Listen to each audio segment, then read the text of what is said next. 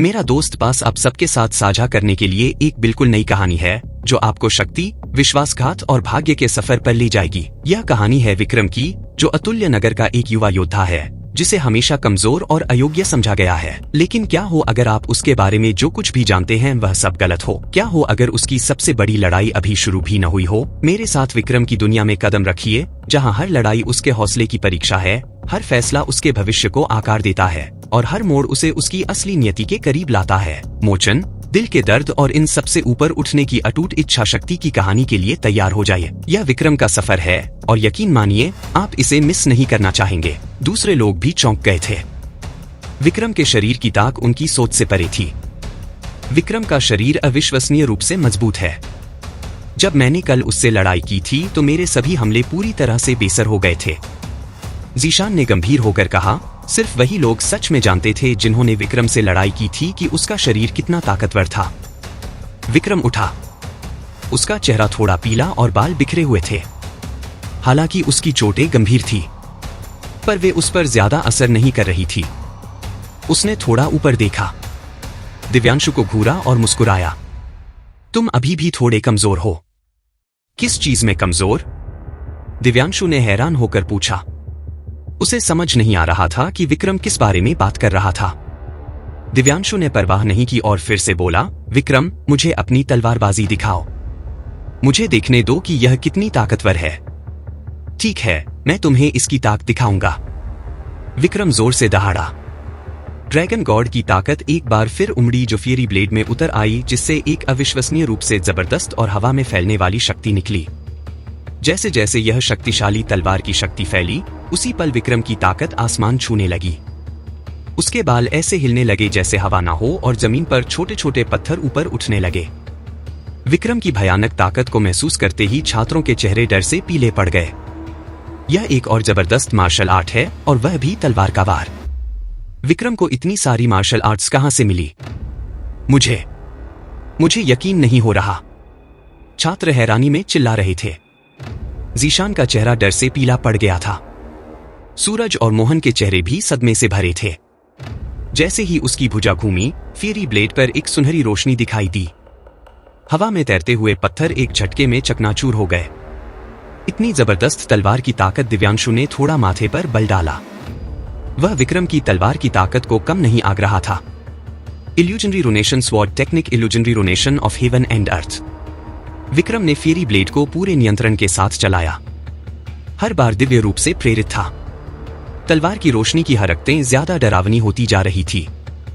जैसे ही fiery blade से तलवार की ताक निकल रही थी, वह और भी भयानक होती जा रही थी। विक्रम की तलवार की कला काफी गहरी है। हर हरकत और स्टाइल गहरी समझ को दिखाता है, और उसकी तलवार की तकनीक की ताक पूरी तरह से बाहर आ रही है।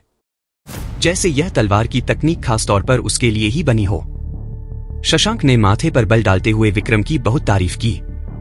एक तलवार कला का महारथी जयंत ने संक्षेप में कहा, सच जैसे ही विक्रम ने फियरी ब्लेड को चलाया, एक तेज शश की आवाज आई, क्योंकि दो लंबी सुनहरी तलवार की ताक हवा को चीरती हुई दिव्यांशु की तरफ एक बेरोकटोक शक्ति के साथ बढ़ रही थी। तलवार की ताकत बहुत जबरदस्त थी। जहां भी वह गुजरी, जमीन में दरारें पड़ गई, जिससे छात्रों की सांसें रुक गई और वे तलवार की ताक को देखकर आंखें फाड़ कर रह गए। अच्छा वार किया, दिव्यांशु ने चिल्लाया। उसका खून उत्साह से उबल रहा था। दिव्यांशु ने अपने हाथों से कुछ बनाना शुरू किया, जो नीली रोशनी के साथ चमक रहा था, जिससे एक बहुत मजबूत और भयानक ताक निकल रही थी। प्रोफाउंड ग्रेड में टियर मार्शल स्किल, एक डिसोलेशन रिटर्न टू ओरिजिन / एक गर्जना के साथ दिव्यांशु ने अपनी बाह को चलाया और एक 2 जन बड़ा नीला एनर्जी वार निकला। उसकी ताक विक्रम की तलवार की ताक से कम नहीं थी। धमाका धमाका धमाका, बुज। पलक झपकते ही दोनों जबरदस्त ताकतें टकरा गई, तुरंत फट गई। जमीन एक बू की आवाज के साथ कांप गई और एनर्जी की लहरें तेजी से फैल गई। विक्रम हवा में उड़ गया और दिव्यांशु भी कई मीटर पीछे हट गया। तेजी से फैल रही एनर्जी की लहरें छात्रों से एक तेज हवा की तरह टकराई, जिससे उनमें से कई डर से कांप उठे। यह ताकत सच में डराने वाली है, दिव्यांशु ने अंदर ही अंदर सदमे में कहा। वह विक्रम को देखकर कुछ दंग रह गया। खुशकिस्मती से दिव्यांशु पूरी ताकत के साथ लड़ रहा था, वरना उसे भी इस झटके से चोट लग सकती थी। विक्रम की तलवार की ताकत इतनी हैरान कर देने वाली थी कि दीन और बुजुर्ग भी दंग रह गए और दर्जनों इंस्ट्रक्टर हक्के बक्के रह गए। क्या यह अभी भी इंसान है? ट्रांसफॉर्मेटिव एरिया के 9वें स्तर के शिखर पर एक अर्थ रैंक्स टेक्निक का इस्तेमाल करते हुए वह दिव्यांशु को 10 मीटर से ज्यादा पीछे धकेलने में कामयाब रहा।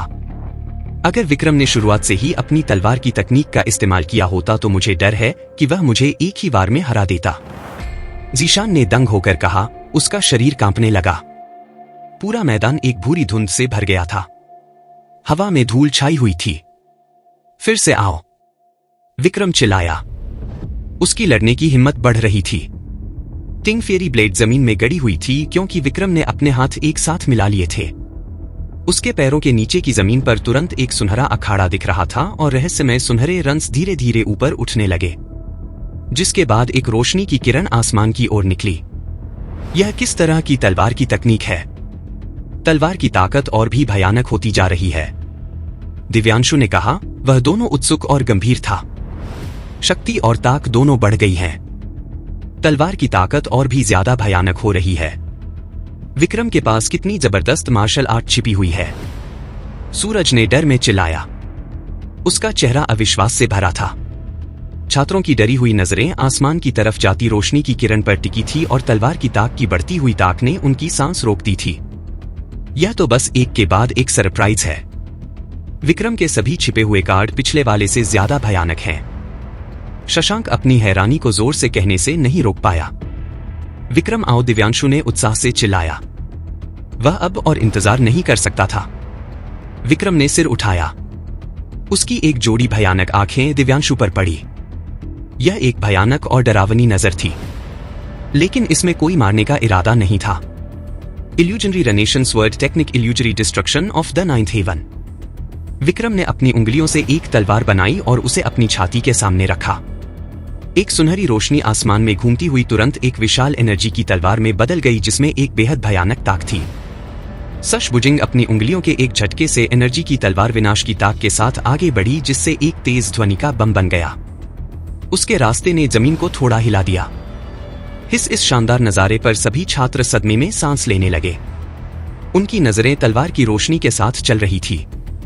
Profound grade high quality martial skill sole sky severing palm. Divyanshu चिल्लाया, अपनी पूरी ताकत इकट्ठा की और बिना किसी हिचकिचाहट के हमला किया। एक डरावना नीला हथेली का निशान भयानक ताक से भरा हुआ एक बेरोकटोक ताक के साथ निकला, जिससे एक तूफानी आंधी चली जो पूरे मैदान में फैल गई। धमाका पफ, तलवार की रोशनी और हथेली का निशान अविश्वसनीय गति से आगे बढ़े और सभी की हैरानी के बीच दोनों ताकतें तुरंत टकरा गई, जिससे एक कान फाड़ देने वाला विस्फोट हुआ जो भयंकर भंकर ताक के साथ फैल गया।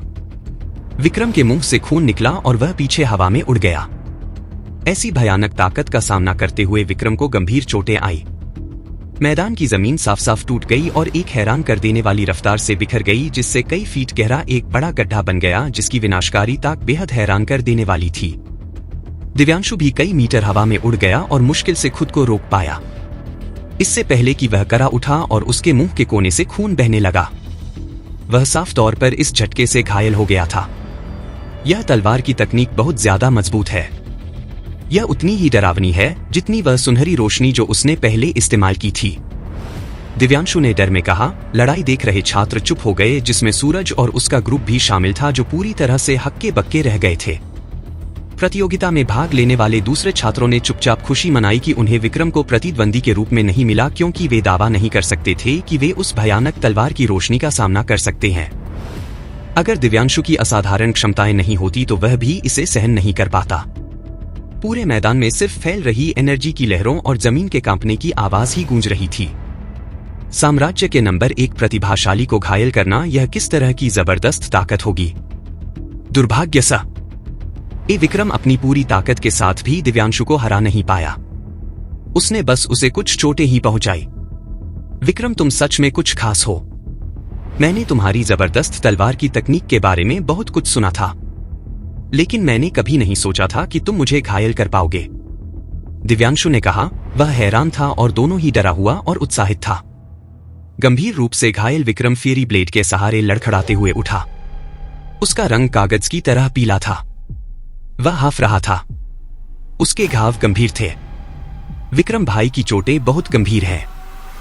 मुझे डर है कि उसमें अब लड़ने की ताक नहीं है, नेहा ने चिंता से कहा। उसकी सुंदर बहें सिकुड़ गई। हमने अपना पूरा दम लगाया, लेकिन हम फिर भी उस जंगली बंदर को हरा नहीं पाए। अभय ने असहायता की भावना के साथ कहा। आंखों को आधा बंद करके दिव्यांशु को घूरते हुए विक्रम ने मुश्किल से कहा, मेरा शरीर बहुत गर्म महसूस हो रहा है। यह हो रहा है। यह लगभग आ ही गया है। वह क्या कह रहा है? दिव्यांशु परेशान था। उसे महसूस हुआ था कि विक्रम कुछ देर से अजीब तरह से व्यवहार कर रहा था। वह तब कदम ब कदम पास आया और कहा, विक्रम तुम हार गए हो। विक्रम अभी भी सांसें ले रहा था। उसके मुंह के कोने पर एक मुश्किल मुस्कान थी। यह आ रहा है।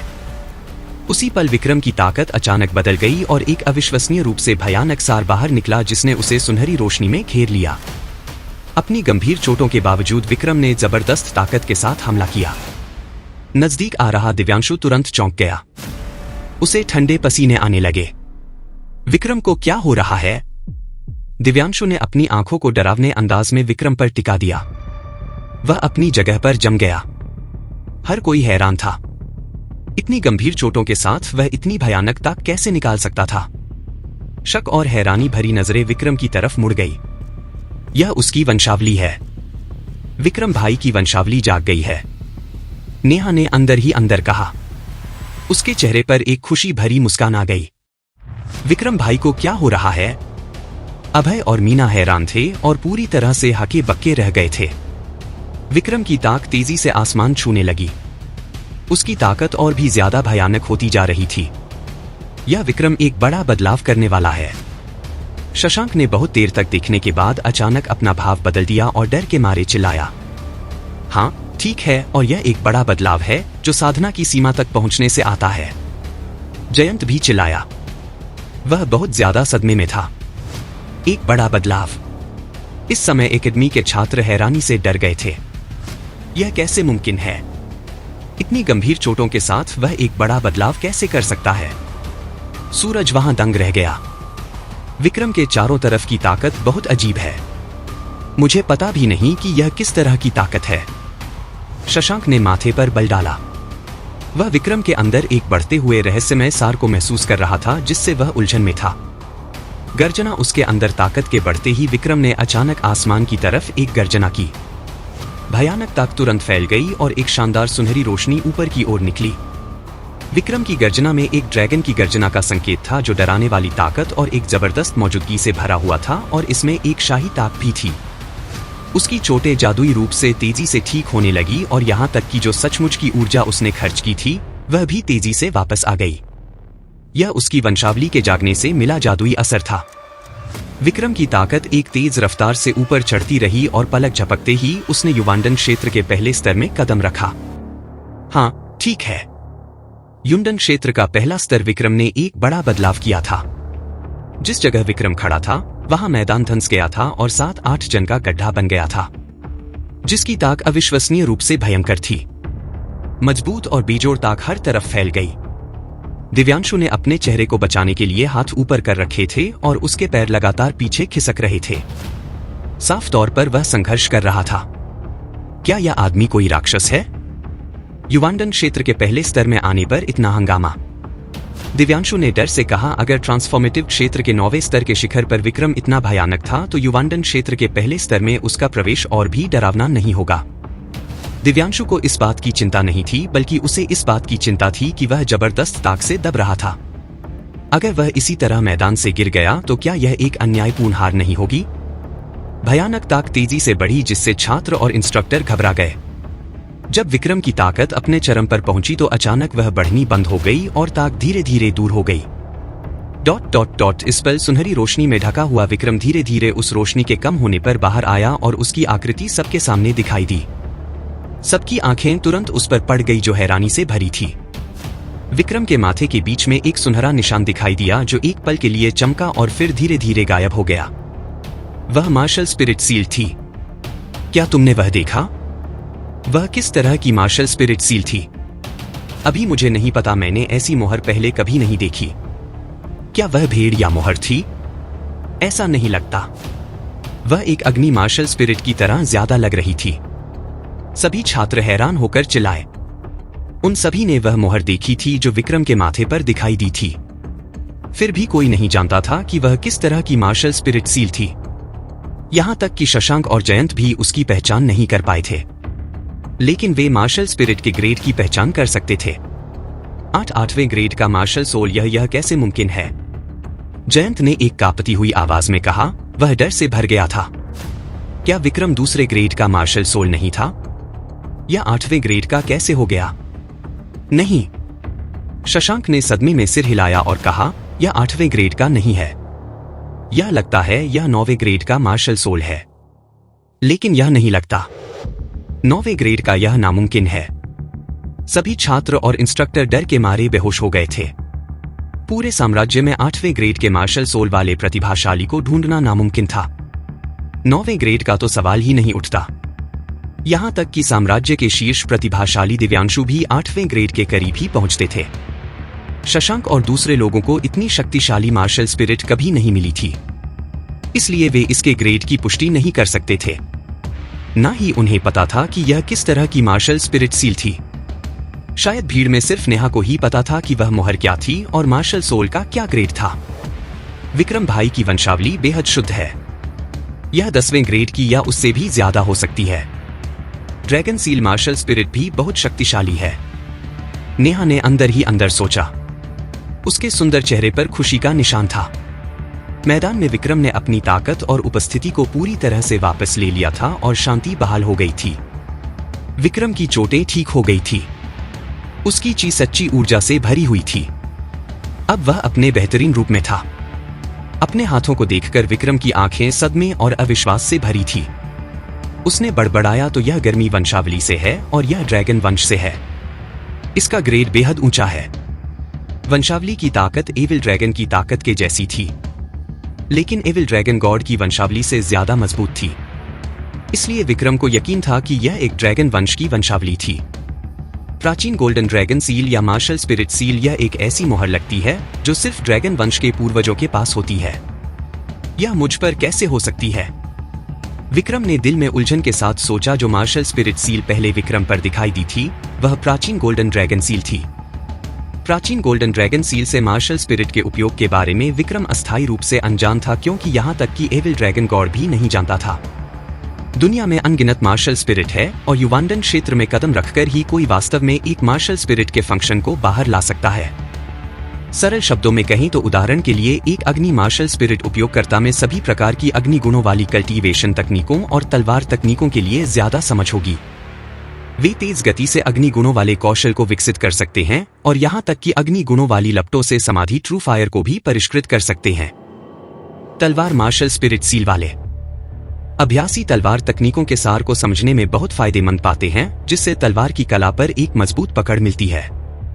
इसके अलावा भेड़िया मार्शल स्पिरिट सील वाले लोग विभिन्न भयंकर मार्शल कौशल को अविश्वसनीय रूप से तेजी से समझते हैं और उन्हें और भी ज्यादा क्रूरता और बर्बरता के साथ इस्तेमाल करते हैं।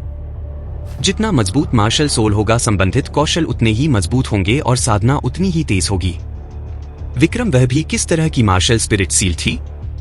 दिव्यांशु ने पूछा। वह अपनी उत्सुकता को रोक नहीं पाया। अगर तुम मुझे हरा देते हो तो मैं तुम्हें बता दूंगा। विक्रम ने अपनी नजरें ऊपर उठाते हुए हल्की मुस्कान के साथ कहा। युवांडन क्षेत्र के पहले स्तर में प्रवेश करने के बाद विक्रम की समग्र क्षमताएं नाटकीय रूप से बढ़ गई थी। उसकी ताकत प्रवेश से पहले की तुलना में कई गुना ज्यादा शक्तिशाली थी। यह सुनकर दिव्यांशु ने तुरंत डांटा। तुम में इतनी हिम्मत कैसे हुई? विक्रम, क्या तुम्हें सच में लगता है कि तुम युवांडन क्षेत्र में प्रवेश करने के बाद इतने महान हो गए हो? मुझे देखो, मैं तुम्हें कैसे हराता हूं। हालांकि उसकी आवाज इतनी शांत लग रही थी, पर दिव्यांशु इस समय बेहद गंभीर था। वह विक्रम की अब बहुत ज्यादा बढ़ी हुई ताक से अच्छी तरह वाकिफ था। धड़ाम जमीन पर कदम रखते ही दिव्यांशु एक धड़ाम की आवाज के साथ आगे की तरफ उछला, पूरी ताकत के साथ हमला करते हुए। इस समय पूरा स्थान एक बार फिर शांत हो गया। सभी छात्र अपनी सांसें रोककर मैदान को घूर रहे थे। विक्रम ने लड़ाई के दौरान युवांडन क्षेत्र के पहले स्तर में प्रवेश करके अपनी ताक में एक महत्वपूर्ण बढ़ोतरी की थी। अब कोई भी यकीन के साथ नहीं कह सकता था कि दिव्यांशु विक्रम को हरा पाएगा या नहीं। धमाका बुझ दिव्यांशु की गति हैरान कर देने वाली थी। पलक झपकते ही वह आगे दौड़ा और विक्रम पर एक मुक्का मारा। एक तेज आवाज के साथ फट गया, क्योंकि बेहद भयंकर ताक फैल गई, जिससे जमीन एक बार फिर टूट गई और मैदान से एक हल्की कंपन निकल रही थी। एक मुंह के साथ दिव्यांशु ने अपनी बहेकुड़ी, उसका दिल सदमे से भर गया जैसे एक बड़ी लहर शुरू हो गई हो। इस देख रहे छात्र हैरानी से सांस लेने लगे। उनकी आंखें चौड़ी हो गई। वे पूरी तरह से हक्के बक्के रह गए। पहले दिव्यांशु का एक मुक्का विक्रम को हवा में उड़ाने और खून उगलने के लिए काफी था, लेकिन अब दिव्यांशु का एक मुक्का सीधे विक्रम की छाती पर लगने के बावजूद वह विक्रम को आधा कदम भी नहीं हिला सका। विक्रम ने भौं भी नहीं सिकोड़ी। हर किसी की ताक को विक्रम के शरीर ने पूरी तरह से सहन कर लिया था और यह सिर्फ एक हिंसक हवा में मूर्ति की ऊर्जा थी जिसने विक्रम के लंबे बालों को लहराया। क्या युवांडन क्षेत्र के पहले स्तर में अभी अभी प्रवेश करने वाला विक्रम सच में इतना मजबूत हो गया था? विक्रम कितना शक्तिशाली हो गया है? शशांक ने अंदर ही अंदर माथे पर बल डाला। उसकी बूढ़ी आंखें भी सदमे से भरी थी। इस समय विक्रम ने हर किसी को यह आभास दिया कि वह बेहद भयानक था। विक्रम भाई इस बार यकीनन जीतेंगे। नेहा खुश होकर हंसी। उसे विक्रम की ताक पर पूरा यकीन था। अभय और मीना अपनी जगह पर खड़े थे। वे मैदान में विक्रम को देखकर चौंक गए थे। क्या यह सुप्रीम शरीर होने का फायदा है? तुम्हारा शरीर और भी मजबूत होता जा रहा है, दिव्यांशु ने गंभीरता से कहा। विक्रम ने बेपरवाही से कहा, मेरे शरीर की ताकत अकेले तुम्हारे हमले का सामना करने के लिए अभी भी काफी नहीं है। जिस पर तुमने हमला किया, मैंने ताकत का आधा हिस्सा पहले ही खत्म कर दिया था और बचा हुआ आधा हिस्सा अब मुझे चोट नहीं पहुंचा सकता। तो ऐसा है, युवांडन क्षेत्र में प्रवेश करने के साथ तुम्हारी ताकत सच में बहुत बढ़ गई है। आओ एक रोमांचक लड़ाई लड़ते हैं, दिव्यांशु ने उत्साह से हंसते हुए कहा। विक्रम जितना मजबूत होता गया, लड़ने की उसकी इच्छा उतनी ही तेज होती गई। दिव्यांशु की ताक युवांडन क्षेत्र के तीसरे स्तर के बराबर थी और विक्रम की ताक भी लगभग उतनी ही थी जिससे वे बराबर के थे। साम्राज्य के राजकुमार और ग्रैंड कमांडर के बीच प्रतियोगिता कौन जीतेगा? धमाका धमाका धमाका। बुझ जैसे ही शब्द गिरे, दिव्यांशु ने एक भयंकर हमला शुरू करने की पहल की, जिससे एक जबरदस्त नजदीकी लड़ाई शुरू हो गई जो रोमांचक थी, जो मैदान को टकराव और हल्की हलचल की आवाजों से घेर रही थी। इतना मजबूत विक्रम ने अभी अभी युवांडन क्षेत्र के पहले स्तर में प्रवेश किया है और वह पहले से ही जंगली बंदर से लड़ सकता है। उसने कितना सुधार किया है? यह कैसा बेवकूफ है? विक्रम जंगली बंदर से भी ज्यादा भयानक है। लड़ाई देख रहे छात्र बेहद उत्साहित थे। युवांडन क्षेत्र के पहले स्तर में प्रवेश करके विक्रम ने ताकत और गति में दिव्यांशु पर पूरी तरह से काबू पा लिया था, जिससे दिव्यांशु को वापस लड़ने की कोई ताक नहीं मिली। हालांकि दिव्यांशु भी इतना चालाक था कि वह जानता था कि विक्रम के मजबूत शरीर के साथ उसने जल्दी से उनके बीच की दूरी बना ली। विक्रम की ताकत अब मेरी ताकत से कम नहीं है। मुझे वापस जाकर सुप्रीम शरीर की साधना करनी चाहिए, दिव्यांशु ने तीव्र लड़ाई के दौरान मन ही मन सोचा। उसे एहसास हुआ कि विक्रम कितना भयानक था और शारीरिक ताकत के फायदे क्या थे। 1 मिनट से भी कम समय में मुखों और लातों से होने वाला दर्द उसे बहुत असहज बना रहा था। सश जैसे ही उसने दूरी बनाई, दिव्यांशु ने अचानक अपना हाथ चलाया जिससे कई एनर्जी बार शुरू हो गए। साथ ही दिव्यांशु की आकृति उसी जगह से गायब हो गई। धड़ाम धड़ाम धड़ाम। सिर्फ अपने मुखों की ताक से विक्रम ने आसानी से एनर्जी बार को तोड़ दिया। उसकी ताक बहुत भयंकर थी जिससे कई छात्र डर के मारे अपनी ला निकल गए। आइस फ्लेम, वाटर स्पिरिट, अर्थकुन, थंडर पिलर। दिव्यांशु हैरान कर देने वाली गति के साथ चला। उसने उस पल का फायदा उठाया जब विक्रम ने एनर्जी बार को नष्ट कर दिया और उसके चारों ओर चमका। हर उस जगह पर चिल्ला रहा था जहां वह रुका था। कुल मिलाकर 4 जगह।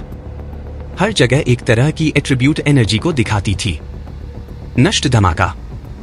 दिव्यांशु जोर से चिल्लाया और उसकी हथेली ने जमीन को जोर से मारा जिससे एक धमाकेदार आवाज हुई, क्योंकि जमीन से एक हिंसक ऊर्जा फैल गई जिसने तुरंत चारों जगहों की ताक को सक्रिय कर दिया। सश विक्रम के चारों तरफ 4 जगहों से अचानक 4 तरह की बेहद भयंकर एट्रीब्यूट एनर्जी निकली। सभी का लक्ष्य केंद्र की तरफ था जहां विक्रम था। धमाका। चारों शक्तिशाली ताकतें एक साथ विक्रम से टकराई जिससे एक कान फाड़ देने वाला विस्फोट हुआ। ताक तेजी से आसमान में फट रही थी जो चमकदार थी। विक्रम भाई अभय ने चिंता में चिल्लाया। वह टकरा गया। इतनी भयानक ताकत, विक्रम शायद इसका सामना नहीं कर पाएगा। साम्राज्य के शीर्ष प्रतिभाशाली होने के लायक और एक युद्ध प्रतिभाशाली भी। छात्र हैरानी से चिल्लाए जबकि इंस्ट्रक्टर लगातार तारीफ कर रहे थे। एक साथ हमला करने वाले चारों एट्रीब्यूट की ताकत अविश्वसनीय रूप से मजबूत थी। विक्रम, तुम्हारा शरीर जितना भी मजबूत हो, मुझे डर है कि यह इसका सामना नहीं कर सकता है। ना दिव्यांशु को भी अपनी ताक पर यकीन था। उसके चेहरे पर एक आत्मसंतुष्ट मुस्कान दिखाई दी, लेकिन बदकिस्मती से उसके लिए अगले ही पल दिव्यांशु की मुस्कान उसके चेहरे पर जगा कि विक्रम का हमला बहुत ज्यादा शक्तिशाली था। दिव्यांशु ने बचाव में अपने हाथ अपने सामने उठाए। धमाका! विक्रम जो बिजली की तरह निकला था, उसने दिव्यांशु पर एक सुनहरी चमकती मुट्ठी जोरदार तरीके से मारी और एक जोरदार धमाके के साथ जंगली ताक ने दिव्यांशु को 10 मीटर से ज्यादा पीछे हवा में भेज दिया। क्या यह उसकी पूरी ताकत है? दिव्यांशु ने डर से कहा। बचाव की स्थिति में होने के बावजूद वह हवा में उड़ गया था और उसे अपनी बाहों में हड्डी टूटने जैसा दर्द महसूस हुआ। सिर्फ एक मुक्के से ऊपरी हाथ लेना, यह किस तरह की भयानक ताक थी? विक्रम की ताक यकीनन मेरी ताक से ऊपर है। यह आदमी बहुत ज्यादा भयानक है, मोहन ने कांपती हुई आवाज में कहा। उसका दिल डर से भर गया था। जिस मुंह को सभी छात्रों ने देखा, उन्हें लगा कि विक्रम अजय था। गोल्डन बॉडी शील्ड, दिव्यांशु ने चिल्लाया। उसकी सच्ची ऊर्जा बढ़ रही थी। उसके शरीर की सतह पर एक नीली रोशनी चमक रही थी, जिससे एक हल्की लेकिन बेहद मजबूत रक्षात्मक ताक निकल रही थी। धमाका! दिव्यांशु बाहर निकला और उसी समय उसने एक बार फिर से दहाड़ा फटम डोपेलगेंजर्स सश सश सश। 4 डोपेलगेंजर्स तुरंत संघनित हो गए और 5 दिव्यांशु आगे बढ़ गए। विक्रम की ताकत का सामना करते हुए दिव्यांशु को अपनी सभी चालें इस्तेमाल करनी पड़ी। डोपेलगेंजर्स विक्रम थोड़ा हक्का बक्का रह गया। वह दिव्यांशु की ताकत और उसके पास छिपी चालों की संख्या की तारीफ कर रहा था। धमाका धमाका धमाका! हम विक्रम जो 1 के खिलाफ 5 से लड़ रहा था, उसने दिव्यांशु के साथ एक और तीव्र लड़ाई में हिस्सा लिया। एनर्जी की लहरें लगातार बढ़ रही थी और घूम रही थी, जिससे जमीन एक बार फिर हिल रही थी। भले ही वह संख्या में कम था, विक्रम पीछे नहीं रहा। उनकी ताक बराबर थी। लड़ाई तीव्र और पूरी तरह से शानदार थी। छात्र बिना पलक झपकाए देख रहे थे। उन्हें डर था कि अगर उन्होंने ऐसा किया तो वे सबसे रोमांचक हिस्सा चूक जाएंगे। 5 के मुकाबले 1 की स्थिति में दिव्यांशु को अचानक एहसास हुआ कि विक्रम उसकी चालों को पूरी तरह से देख रहा था। उन 5 के भयंकर हमले विक्रम पर एक भी मुक्का नहीं मार पाए। मेरे डोपेलगेंजर्स आम नहीं है, जबकि उनकी ताकत असली शरीर से मेल नहीं खाती। उनकी गति यकीनन करीब है और फिर भी 5 के मुकाबले 1 की लड़ाई में एक भी मुक्का उसे नहीं लग पा रहा है। दिव्यांशु यकीन नहीं कर सका। ठंड बर्फ एट्रीब्यूट की सच्ची ऊर्जा! दिव्यांशु का चेहरा अचानक बदल गया। उसे एक हावी करने वाली ठंड महसूस हुई और उसका असली शरीर तुरंत पीछे हट गया। एक पल में 4 डोपेलगेंजर्स जम गए। धमाका! विक्रम ने आक्रामक तरीके से पीछा किया और एक धमाके के साथ उसकी जंगली ताक ने 4 जमे हुए डोपेलगेंजर्स को तोड़ दिया। उसकी आकृति एक सुनहरी बिजली की तरह बाहर निकली। थरी ले हेवन का गुस्सा हथेली। विक्रम अचानक दिव्यांशु से कुछ मीटर की दूरी पर चिल्लाया और एक हथेली से वार किया। एक 2 जेन बड़ा सुनहरा हथेली का निशान बाहर निकला, जिसमें एक राजसी और हावी करने वाली ताक थी। दिव्यांशु का चेहरा पीला पड़ गया और जैसे ही वह पीछे हटा, उसने जल्दी से अपनी सच्ची ऊर्जा को चैनल किया। अपने हाथों से मुरे बनाई और चिल्लाया, सोले स्काई सेवेरिंग पाम! धमाका! हम नजदीकी लड़ाई में मैदान की जमीन विस्फोट के नीचे टूट गई और बिखर गई और हिंसक ताक ने दिव्यांशु को हवा में भेज दिया। वह विक्रम की क्रूर ताकत का सामना करने में पूरी तरह से असमर्थ था। विक्रम की ताक शायद सूरज से भी मेल खा सकती है। दिव्यांशु ने माथे पर बल डालते हुए सोचा, उसने कभी ऐसे असामान्य प्रतिद्वंदी का सामना नहीं किया था। नजदीकी लड़ाई में हारना और मार्शल कौशल में दब जाना विक्रम का सामना करने से दिव्यांशु को पूरी तरह से असहाय महसूस हुआ। विक्रम ने युवांडन क्षेत्र के पहले स्तर में प्रवेश किया था और दिव्यांशु कदम ब कदम पीछे हट रहा था। बड़ा विरोधाभास हर किसी को ऐसा महसूस करा रहा था जैसे वे एक सपने जैसी भ्रम में हो। साम्राज्य का सबसे अच्छा प्रतिभाशाली, जिसके पास युवांडन क्षेत्र का दूसरा स्तर था जो विक्रम से एक स्तर ऊंचा था, अचानक विक्रम पर हावी नहीं हो पाया। चट! दिव्यांशु ने जबरदस्ती अपने शरीर के अंदर के बढ़ते खून और ताकत को दबा दिया। फिर उसने अपने हाथों को एक साथ मिलाया, जिससे एक कुरकुरी आवाज हुई। एक नीली रोशनी चमकी और उसके बाद उसके हाथ अलग हो गए और एक लंबा भाला हवा में दिखाई दिया। एक बेहतरीन ग्रेड का जादुई हथियार। विक्रम ने हैरानी से कहा, तुम सच में, तुम्हारे पास एक चाल छिपी हुई थी। विक्रम, तुम दूसरे इंसान हो जिसने मुझे वॉरसोल स्पीयर का इस्तेमाल करने के लिए मजबूर किया है। दिव्यांशु ने उत्साहित होकर हंसते हुए कहा। जैसे ही वॉरसोल स्पीयर को बुलाया गया, दिव्यांशु की ताक तेजी से बढ़ गई। दिव्यांशु के शरीर से एक जबरदस्त मजबूत ताक निकली जिससे वह वॉर्सोल स्पीयर के बिना एक पूरी तरह से अलग इंसान जैसा लगा।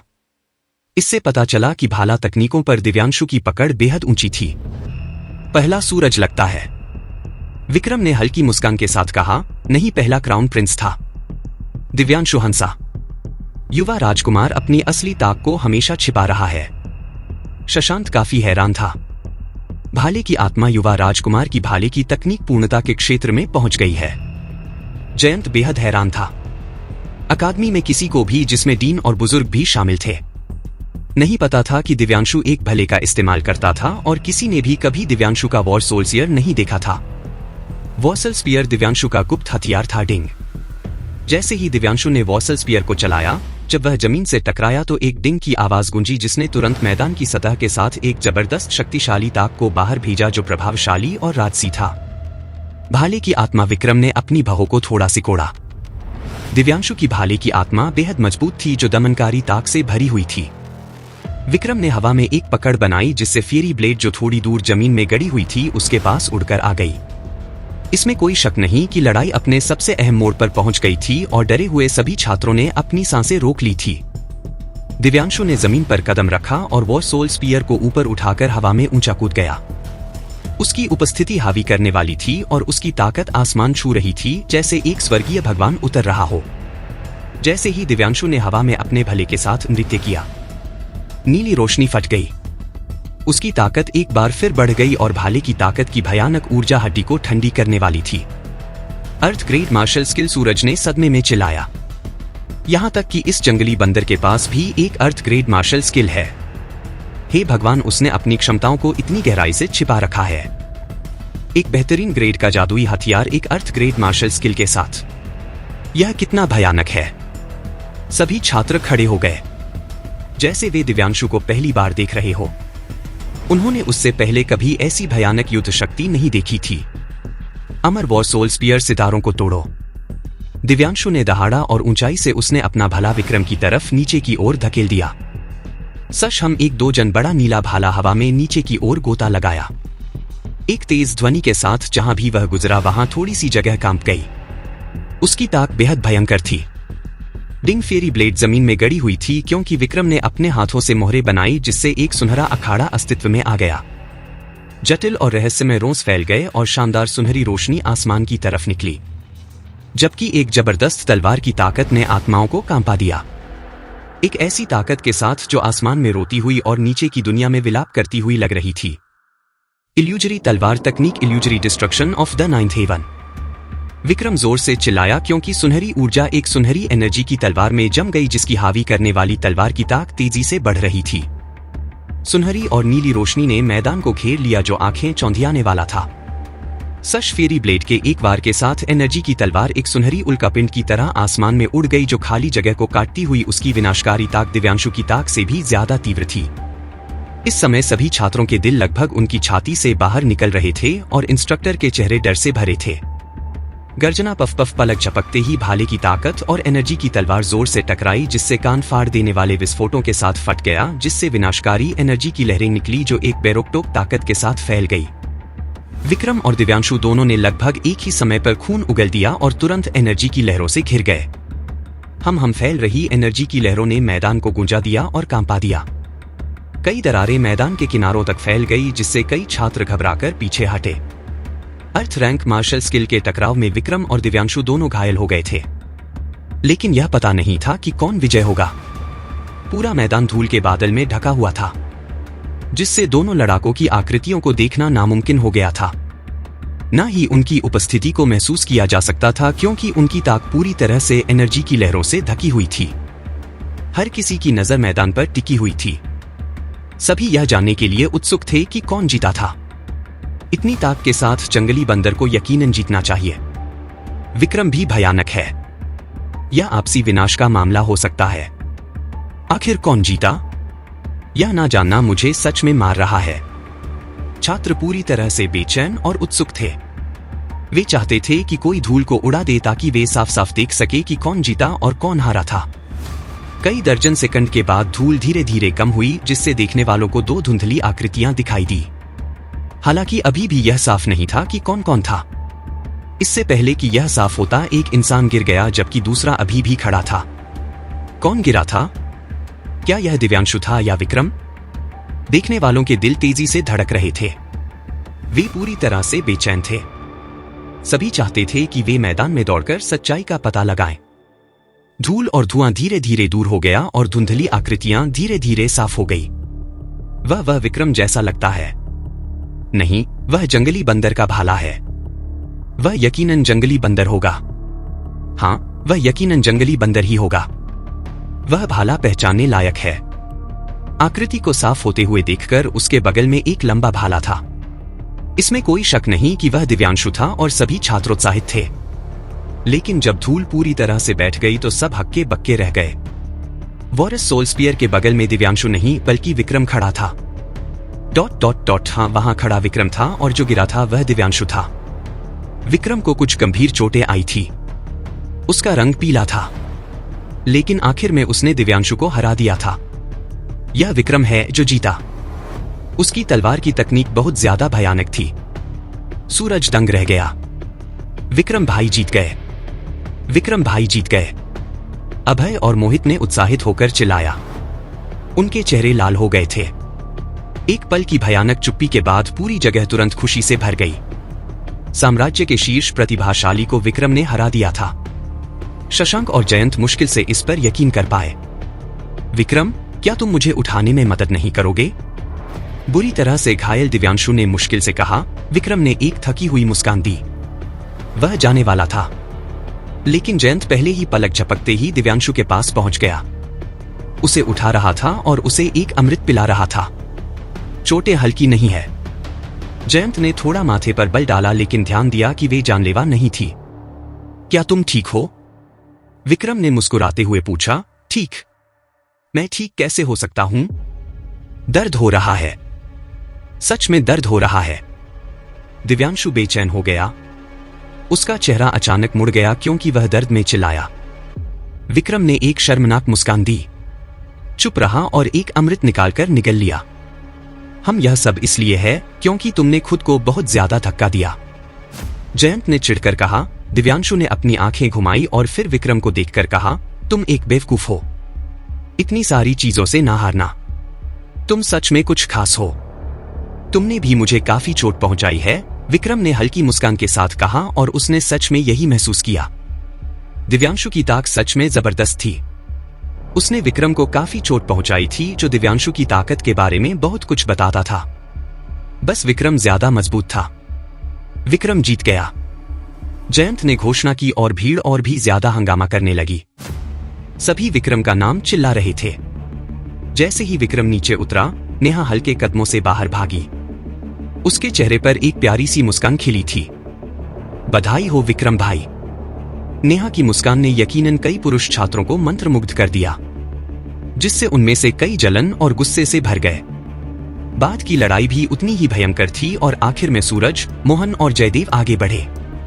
कुल मिलाकर 4 लोग, जिसमें विक्रम भी शामिल था। तियानयान अकादमी के मार्शल आर्ट्स टूर्नामेंट की सूची की भी घोषणा की गई थी, जिसमें दिव्यांशु के साथ साथ 4 लोग थे जो आगे बढ़े थे।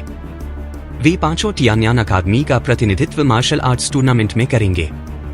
प्रतियोगिता का चौथा दौर अर्थहीन हो गया था। सूरज को छोड़कर हर किसी में विक्रम को हराने का आत्मविश्वास नहीं था। जयदेव और मोहन दोनों ने हार मान ली और विक्रम और सूरज के बीच ताक में बड़ा अंतर देखते हुए विक्रम जितना मजबूत वह था, इतना ढीठ होने की हिम्मत नहीं की कि वह सूरज को हराने की उम्मीद करे, इसलिए उसने भी हार मान ली। एक ऐसे प्रतिद्वंदी से लड़ने में समय बर्बाद करने के बजाय जिसे हराना मुमकिन नहीं था, विक्रम वापस जाकर साधना करना और यह देखने का मौका लेना पसंद करेगा कि प्राचीन गोल्डन ड्रैगन सील का क्या उपयोग हो सकता है। सूरज ने सही तौर पर अकादमी की प्रतियोगिता में नंबर 1 स्थान हासिल किया। ताक के हिसाब से रैंकिंग सूरज पहले, विक्रम दूसरे, दिव्यांशु तीसरे, मोहन चौथे और जयदेव 5वें स्थान पर थे। इस साल की प्रतियोगिता पिछले सालों की तुलना में 100 गुना ज्यादा रोमांचक थी। इसने छात्रों को ट्रांसफॉर्मेटिव क्षेत्र के भयानक चरम को दिखाया। विक्रम की साम्राज्य के शीर्ष प्रतिभाशाली पर शानदार हार, अर्थ ग्रेड मार्शल स्किल की भयानक ताक और दिव्यांशु की असली ताक को दिखाया। विक्रम डार्क हाउस यकीनन सबसे ज्यादा शानदार उपस्थिति बन गया जो सभी छात्रों के बीच चर्चा का विषय था।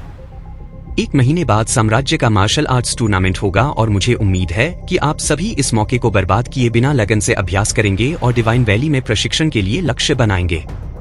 शशांक ने गंभीरता से कहा, चिंता मत कीजिए प्रिंसिपल, हम पूरी ताक लगाएंगे और आपको और तीनों बुजुर्गों को निराश नहीं करेंगे। सूरज ने सम्मानपूर्वक जवाब दिया। उसकी आंखें आत्मविश्वास से भरी थी। आप सभी अब वापस जा सकते हैं। शशांक ने सिर हिलाया। 1 साल से जिस कमरे में वह नहीं रुका था, उसमें वापस आकर विक्रम ने अपनी चोटों को ठीक किया और प्राचीन गोल्डन ड्रैगन सील की जांच की। उसने अपनी नई जागी हुई वंशावली को कुछ समय के लिए अनदेखा कर दिया। प्राचीन गोल्डन ड्रैगन सील एक मार्शल स्पिरिट सील थी जो सिर्फ ड्रैगन वंश के पूर्वजों के पास होती थी और विक्रम को अनजाने में इसे पाकर अविश्वसनीय रूप से हैरानी और आश्चर्य हुआ। हर मार्शल स्पिरिट सील में संबंधित कौशल होते थे। प्राचीन गोल्डन ड्रैगन सील भी इसका अपवाद नहीं थी। जैसे जैसे समय धीरे धीरे बीता, विक्रम की चोटें 60% से ज्यादा ठीक हो गई थी। लेकिन मार्शल स्पिरिट सील का लंबे समय तक अध्ययन करने के बाद भी वह अभी भी यह पता नहीं लगा पाया था कि इसमें क्या कौशल थे। छोड़ो, चलो पहले मार्शल सोल को सक्रिय करने की कोशिश करते हैं, विक्रम ने खुद से बड़बड़ाया, क्योंकि वह इसका पता नहीं लगा पाया था।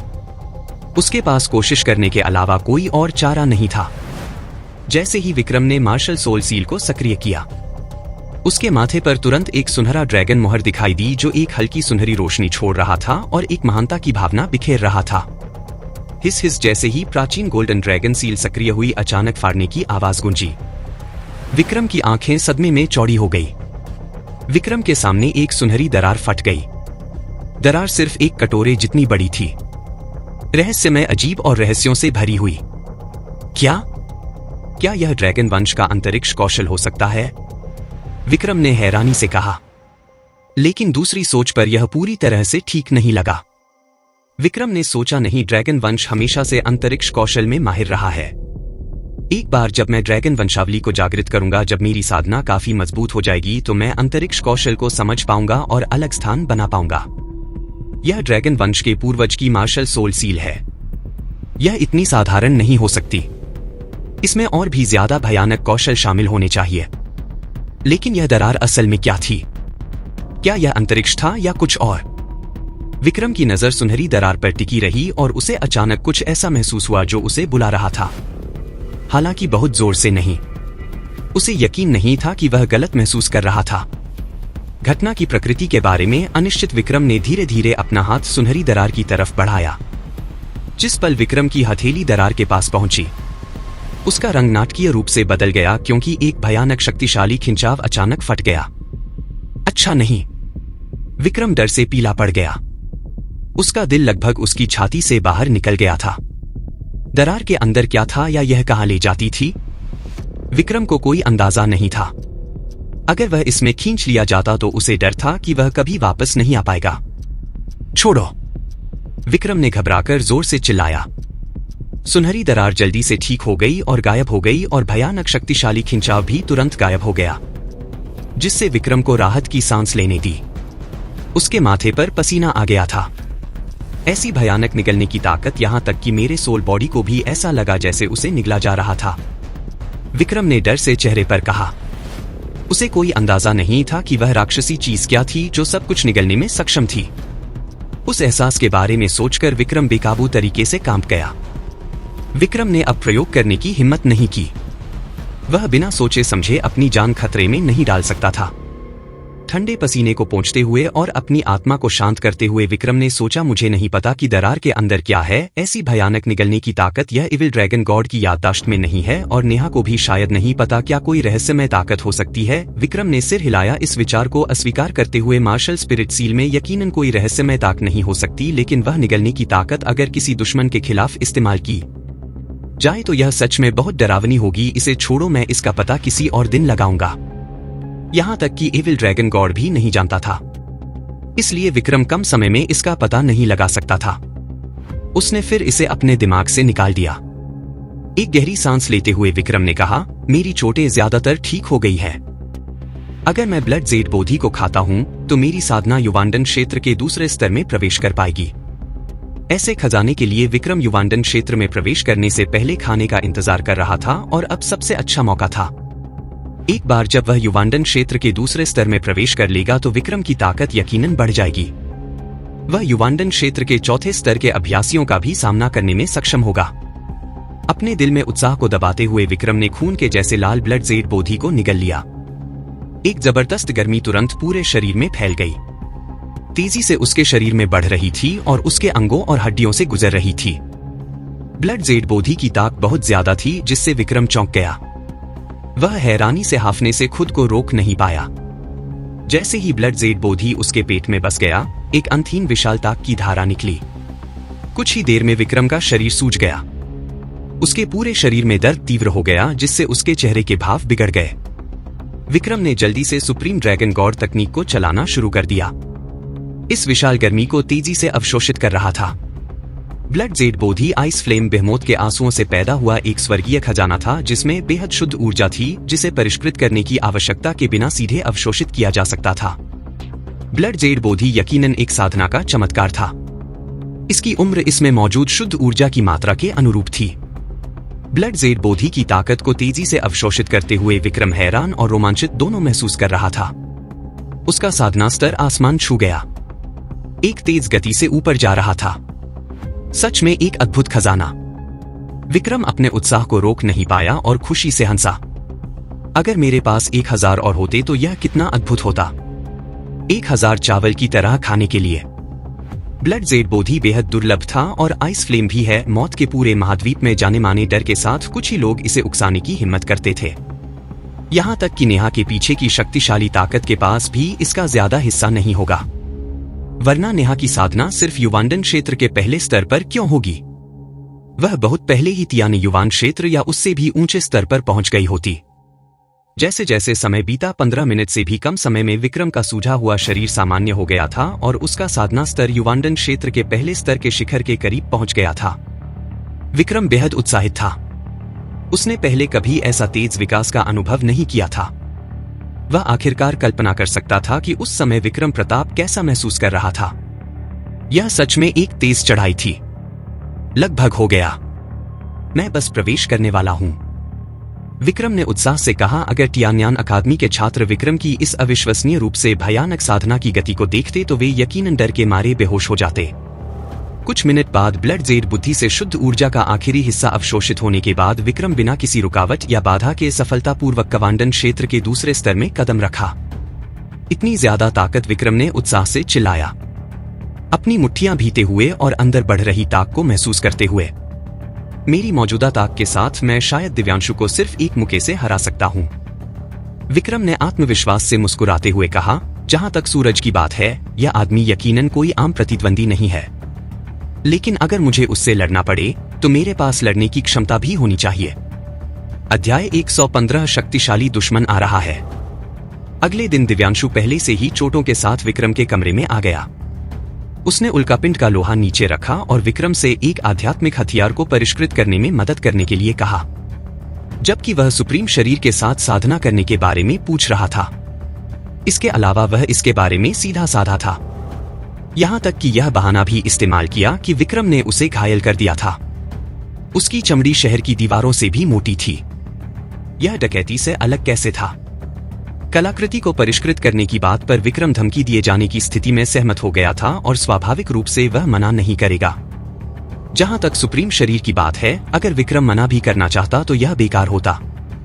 अगर सबसे बुरा होता तो दिव्यांशु बस साम्राज्य में वापस जा सकता था और महान जनरल से इसके लिए पूछ सकता था, या इसे किसी भी स्काई शैडो कैवलरी या काली फौज के एक सैनिक से आसानी से हासिल कर सकता था। ... दिव्यांशु सच में यकीन नहीं कर सका कि युवा राजकुमार के रूप में उसकी पहचान के साथ महान जनरल या सैनिक उसे मना करने की हिम्मत करेंगे। हालांकि विक्रम ने मना नहीं किया। एक सिर्फ आध्यात्मिक हथियार सुप्रीम शरीर का पहला स्तर उसके लिए कुछ भी नहीं था। उसने इसे बिल्कुल भी गंभीरता से नहीं लिया। दिव्यांशु को उस पर एहसान करने देना इतना बुरा नहीं हो सकता था। 2 मिनट से भी कम समय में दिव्यांशु विक्रम के कमरे में हक्का बक्का रह गया। उसने एक चमत्कारी नजारा देखा जिसे वह अपने जीवनकाल में कभी नहीं भूलेगा। इसमें कोई हैरानी नहीं कि राजकुमार तुम्हें अपना गुरु बनाएगा। यह विक्रम के कमरे से जाने के बाद ही हुआ कि दिव्यांशु इन शब्दों को कहने में कामयाब रहा। दिव्यांशु ने थॉट फॉर्मिंग इंस्ट्रूमेंटेशन के दिव्य कौशल के बारे में बहुत कुछ सुना था, लेकिन उसने अपनी आंखों से कभी नहीं देखा था। अब जब उसने आखिरकार इसे देखा था तो उसकी आत्मा लगभग हवा में उड़ने वाली थी। दिव्यांशु को आखिरकार समझ में आ गया कि सेतु जेंटियान विक्रम को अपना गुरु क्यों बनाएगा। ऐसे भयानक कलाकृति परिष्कृत करने वाले को गुरु ना बनाना बेवकूफी होगी। विक्रम ने अपनी ताकत को छिपा लिया था और अकादमी में किसी को नहीं पता था कि वह युवांडन क्षेत्र के दूसरे स्तर में प्रवेश कर गया था। विक्रम भाई ब्लडजेड बहुत ही अच्छा है ना? जैसे ही वह बाहर आया, नेहा सबसे पहले एक मुस्कान के साथ दौड़कर आई। प्यार से विक्रम की बाह पकड़कर उसने पूछा। यह सुनकर विक्रम ने एक व्यंग्यात्मक मुस्कान के साथ जवाब दिया, मैं तुमसे कुछ भी नहीं छिपा सकता। भले ही विक्रम ने इसे अच्छी तरह से छिपाया था, वह इसे नेहा से गुप्त नहीं रख सका। ऐसा लग रहा था जैसे उसके पास सब कुछ देखने का दिव्य कौशल हो। वे दोनों प्यार से महान हॉल की तरफ चले, जबकि कई पुरुष छात्रों की आंखों में बहुत ज्यादा मारने का इरादा था, जैसे वे विक्रम को मारकर नेहा को अपने लिए लेना चाहते थे। अगर नजरें मार सकती तो विक्रम कई बार मर गया होता। शशांक और जयंत का अभिवादन करने के बाद वे चारों अकादमी से चले गए। एक नाम मात्र का सदस्य होने का मतलब था कि विक्रम जब चाहे और जा सकता था। एक नाम मात्र के सदस्य की स्थिति ने एक बार फिर से अकादमी के छात्रों को बेहद ईर्ष्यालु और जलन से भर दिया। विक्रम इतनी जल्दी वापस इसलिए आ रहा था क्योंकि उसे राजपुरोहित परिवार की चिंता थी। भले ही राज्य के उपदेशक ने आदेश दिए थे, यह ज्यादा से ज्यादा राजपुरोहित परिवार को ऊपरी तौर पर रोक सकता था। वे खुले तौर पर हमला नहीं करेंगे, लेकिन वे गुप्त रूप से क्या करते थे यह अज्ञात था। अगर राजपुरोहित परिवार ने गुप्त रूप से हमला किया बिना सबूत के तो साम्राज्य भी उनके खिलाफ असहाय हो सकता था, क्योंकि सूर्यवंशी पंथ के साथ उलझना ठीक नहीं था। सावधान रहना बेहतर है। तलवार से उड़ना, एक उड़ने वाला मार्शल स्किल। एक पहाड़ की चोटी पर एक आदमी जो ध्यान कर रहा था, उसने अचानक एक एहसास के साथ अपनी आंखें खोली आसमान की तरफ देखते हुए, लेकिन उस नजर पर उसके चेहरे पर तुरंत हैरानी का भाव आ गया। विक्रम सच में तलवार से उड़ने के लिए सच्ची ऊर्जा निकाल सकता है। यह कुछ ऐसा है जिसे सिर्फ त्यानवान क्षेत्र में रहने वाले ही हासिल कर सकते हैं। फिर भी उसने यह कर दिखाया है। वह आदमी डर गया था और उसकी आंखों में एक भयंकर मारने का इरादा था। मारने का इरादा ऊंचे आसमान में विक्रम ने अचानक अपनी भौहों को सिकुड़ा उड़ना बंद कर दिया और अपनी नजर मारने के इरादे के स्रोत की तरफ मोड़ दी। युवांडन क्षेत्र का 5वां स्तर नेहा की बहें थोड़ी सी सिकुड़ गई, क्योंकि उसने पहाड़ की चोटी पर बैठे आदमी के साधना स्तर को देख लिया था। विक्रम भाई, क्या तुम उसे जानते हो? अभय ने पूछा। मैं उसे नहीं जानता, मैंने उसे पहले कभी नहीं देखा। विक्रम ने सिर हिलाया। चोटी पर बैठे आदमी को गंभीरता से देखते हुए विक्रम आदमी की आंखों में तीव्र मारने के इरादे को महसूस कर सकता था, जो बहुत ठंडा और बहुत भयानक था। तुम कौन हो? विक्रम ने पूछा। आदमी ने ठंडेपन से कहा, तुम्हारा दुश्मन, मैं तुम्हारा नाम पूछ रहा हूं। अभय ने डांटा उस आदमी को भयंकर तरीके से घूरते हुए। सच, लेकिन आदमी का जवाब एक भयानक हरी एनर्जी की किरण थी जो आसमान में निकली, जो एक जोरदार ध्वनि के साथ सीधे विक्रम की तरफ लक्ष्य कर रही थी। त्यान्यन फिंगर विक्रम की बौहें सिकुड़ गई। उसने जल्दी से चकमा दिया और उसकी आंखें तुरंत ठंडी हो गई। उसने कठोरता से कहा, तुम सूर्यवंशी पंथ के एक शिष्य हो। सूर्यवंशी पंथ। मीना थोड़ी चौंक गई और कहा, विक्रम भाई, सूर्यवंशी पंथ ने अभी भी दखल दिया है। विक्रम का भाव गहरा गया और उस आदमी पर एक ठंडी नजर डालने के बाद उसने कहा, चलो चलते हैं सिंह परिवार वापस। वह आदमी बहुत ज्यादा मजबूत था, जो युवांडन क्षेत्र के 5वें स्तर के एक साधारण आदमी की ताकत को बहुत पीछे छोड़ रहा था। भले ही विक्रम और उसके 3 साथी एक साथ हो जाते, वे उसे हरा नहीं सकते थे। अगर उन्होंने तलवार से उड़ना इस्तेमाल नहीं किया होता तो विक्रम और उसके साथियों को शायद उस आदमी ने मार दिया होता। रहस्यमय आदमी की उपस्थिति ने विक्रम को सिंह परिवार की सुरक्षा के बारे में और भी ज्यादा चिंतित कर दिया। अगर सूर्यवंशी पंथ ने हमला किया तो सिंह परिवार की ताक के साथ यह यकीनन एक अंडे को पत्थर के खिलाफ फेंकने जैसा होगा। विक्रम, मैं तुम्हें ढूंढने आऊंगा, आदमी ने ठंडेपन से चिल्लाया। उसका भयंकर मारने का इरादा तेजी से बढ़ रहा था। वह बस विक्रम और दूसरों को भागते हुए देखकर बेहद अनचुक था। बोलने के बाद आदमी की आकृति हिल गई और गायब हो गई। यह दिखा रहा था कि वह विक्रम का पीछा करने का इरादा रखता था। विक्रम भाई, यह इंसान बहुत मजबूत है। नेहा ने माथे पर बल डाला। वह आदमी की ताक से ही इसे महसूस कर सकती थी। सूर्यवंशी पंथ में कई प्रतिभाशाली शिष्य हैं और क्योंकि वह सूर्यवंशी पंथ का शिष्य है, उसकी ताकत यकीनन काफी ज्यादा होगी। विक्रम ने सहमति में सिर हिलाया, लेकिन वह बस नहीं जानता था कि वह कौन था। सूर्यवंशी पंथ, आखिर तुमने दखल दिया ही। विक्रम ने ठंडेपन से सोचा। उसकी आंखों में एक क्रूर मारने का इरादा चमक रहा था। विक्रम की तरफ देखते हुए नेहा उसकी जानलेवा ताक को महसूस कर सकती थी और उसका सुंदर चेहरा बर्फ की तरह ठंडा हो गया। वह चुपचाप सोच रही थी, सूर्यवंशी पंथ, तुम लोगों को बहुत ज्यादा मजबूर मत करो। अभय और मीना बोलने की हिम्मत नहीं कर रहे थे। वे विक्रम की जानलेवा ताक से डर गए थे। विक्रम का 4 लोगों का ग्रुप सिंह परिवार में वापस गया और सीधे बेजोड़ शहर में घुस गया। आसमान से नीचे उतरते हुए जिन लोगों को नहीं पता होता, वे सोचते कि यह एक नौयुवान क्षेत्र का शक्तिशाली है। तीसरे युवा स्वामी गार्ड थोड़ा हक्का बक्का रह गया, फिर जल्दी से भागकर आया। बेचैनी से कहा, तीसरे युवा स्वामी आप वापस आ गए हैं। हमारे सिंह परिवार में एक अजीब आदमी तीसरे युवा स्वामी को ढूंढने के लिए चिल्ला रहा है। एक अजीब आदमी कौन? विक्रम ने माथे पर बल डालते हुए पूछा। क्या वह सूर्यवंशी पंथ से हो सकता है? अभय ने चिंता में कहा, हमें भी नहीं पता, वह कल आया था, उसका नाम चांद किंग है, उस गार्ड ने बताया। चांद किंग? विक्रम, अभय और मीना सभी एक ही समय पर चौंक गए। उन्होंने तुरंत उस चौथे रैंक के कलाकृति परिष्कृत करने वाले के बारे में सोचा जिससे वे घाटी में मिले थे। चांद किंग? अभय ने राहत की सांस ली और कहा, तो वह है। मैंने सोचा कि यह सूर्यवंशी पंथ है। बगल में मीना हंसी और कहा, विक्रम भाई, लगता है कि तुम अब बच नहीं सकते। उसे भी शायद तुम्हारी पहचान के बारे में पता है। चांद किंग के बारे में सोचते हुए विक्रम को सिर दर्द होने लगा। उसने सोचा था कि वह उसे भेज सकता है। सिर्फ महीनों बाद उसे सिंह परिवार को ढूंढने के लिए मिला। तीसरे युवा स्वामी, क्या आप उसे जानते हैं? गार्ड ने हैरान होकर पूछा। चलो चलते हैं। विक्रम ने असहायता में सिर हिलाया। परिवार के प्रमुख तीसरे युवा स्वामी वापस आ गए हैं। एक और गार्ड पहले ही चिल्लाते हुए आंगन में भाग गया था। तीसरे युवा स्वामी? क्या वह विक्रम नहीं है? यह बदतमीज बच्चा आखिरकार वापस आ गया है हॉल में। यह सुनकर चांद किंग तुरंत उछल पड़ा और बाहर भागा। विक्रम, तुम बदतमीज बच्चे, तुमने मुझे धोखा देने की हिम्मत कैसे की? चांद किंग दहाड़ा। उसकी शक्तिशाली सच्ची ऊर्जा बढ़ रही थी क्योंकि उसने सीधे विक्रम पर एक मुक्का मारा। ट्रांसफॉर्मेटिव क्षेत्र का 9वां स्तर। अभय ने सदमे में चिल्लाया। सिर्फ कुछ महीनों में उसे ना देखने पर चांद किंग ने साधना के 3 स्तरों को पार कर लिया था। धमाका। चांद किंग के हमले का सामना करते हुए विक्रम की हथेली ने एक पंजे का रूप ले लिया और एक दबी हुई धमाके की आवाज के साथ उसने उसे आसानी से पकड़ लिया। उसकी ताकत मेरी ताकत से ज्यादा है। यह यकीनन युवांडन क्षेत्र की ताकत है। चांद किंग ने माथे पर बल डाला और मन ही मन विक्रम की साधना में हैरान कर देने वाली बढ़ोतरी पर हैरान रह गया। चांद किंग, बेचैन मत हो, विक्रम ने बेपरवाही से कहा, धीरे धीरे अपना हाथ छोड़ते हुए। बेटा, तुम लड़ क्यों रहे हो? उसी पल विक्रम प्रताप और चंचल पहले ही हंगामा सुनकर भाग कर आ गए थे। चांद किंग मुस्कुराया और कहा, अंकल, मैं बस विक्रम की ताक की जांच कर रहा था। यह कुछ गंभीर नहीं है।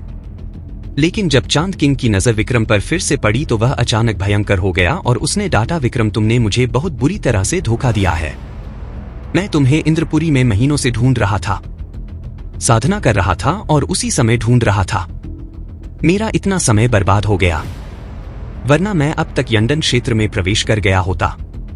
जल्दी करो और कलाकृति परिष्कृत करने में मुझसे मुकाबला करो। कलाकृति परिष्कृत करना। विक्रम प्रताप और दूसरों ने चांद किंग को हैरानी से देखा।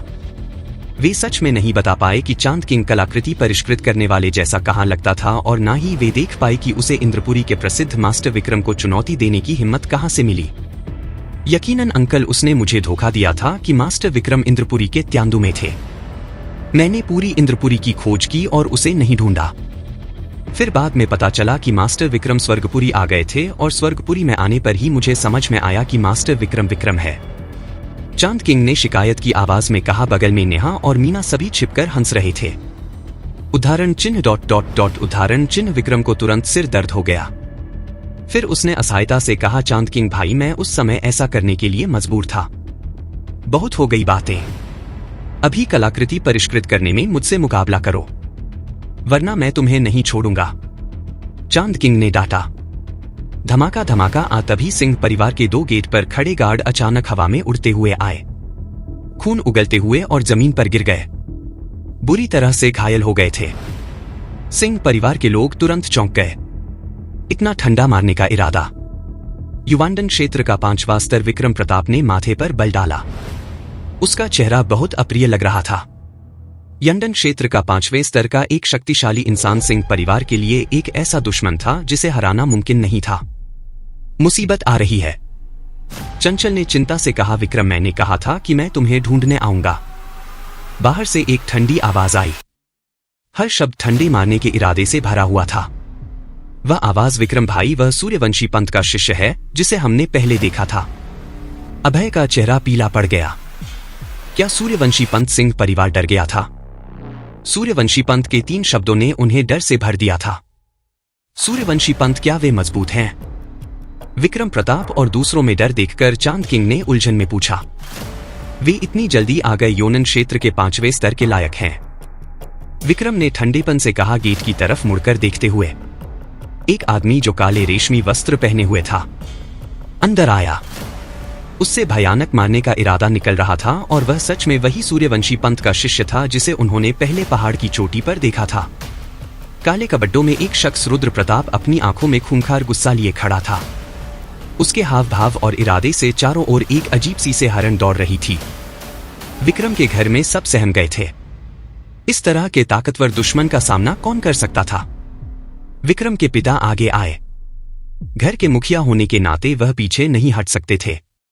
रुद्र प्रताप को गहरी नजर से देखते हुए उन्होंने भारी आवाज में कहा, हमारा दिव्यधाम आश्रम के साथ कोई बैर नहीं है। क्या तुम किसी गलतफहमी में हो? बेटा। रुद्र प्रताप ने तीखी नजर से सिर्फ विक्रम को देखा। उसकी आवाज में कोई भावना नहीं थी। इस मामले का दिव्य आश्रम से कोई लेना देना नहीं है। यह मेरे प्रताप परिवार का मामला है। प्रताप परिवार। विक्रम के पिता के चेहरे पर अचानक चिंता की लकीरें उभर आई। विक्रम ने भय सिकुड़ी और गंभीर स्वर में बोला, तुम रुद्र प्रताप हो। इस समय प्रताप परिवार से दिव्यम आश्रम में सिर्फ एक ही व्यक्ति था और वह रुद्र प्रताप था। जो इस मामले से जुड़े नहीं वह यहां से चले जाएं। रुद्र प्रताप ने ठंडे लहजे में कहा, उसका लक्ष्य सिर्फ विक्रम था। अगर साम्राज्य का दबाव ना होता तो शायद रुद्र प्रताप अकेला नहीं आता। प्रताप परिवार के सभी ताकतवर सदस्य भी कार्रवाई करते। रुद्र प्रताप की पहचान जानने के बाद परिवार में सभी ने अंदाजा लगा लिया कि वह विक्रम के लिए ही आया है। विक्रम के चेहरे पर कोई डर नहीं था। वह शांत भाव से बोला, तुम्हारे प्रताप परिवार ने मोरे और लिम्बाले परिवारों की मदद करके मेरे परिवार को खत्म करने की कोशिश की थी। मैंने तो तुम्हारे प्रताप परिवार को पूरी तरह से खत्म नहीं किया, जो मेरी मेहरबानी थी। मुझे दूसरों की परवाह नहीं है।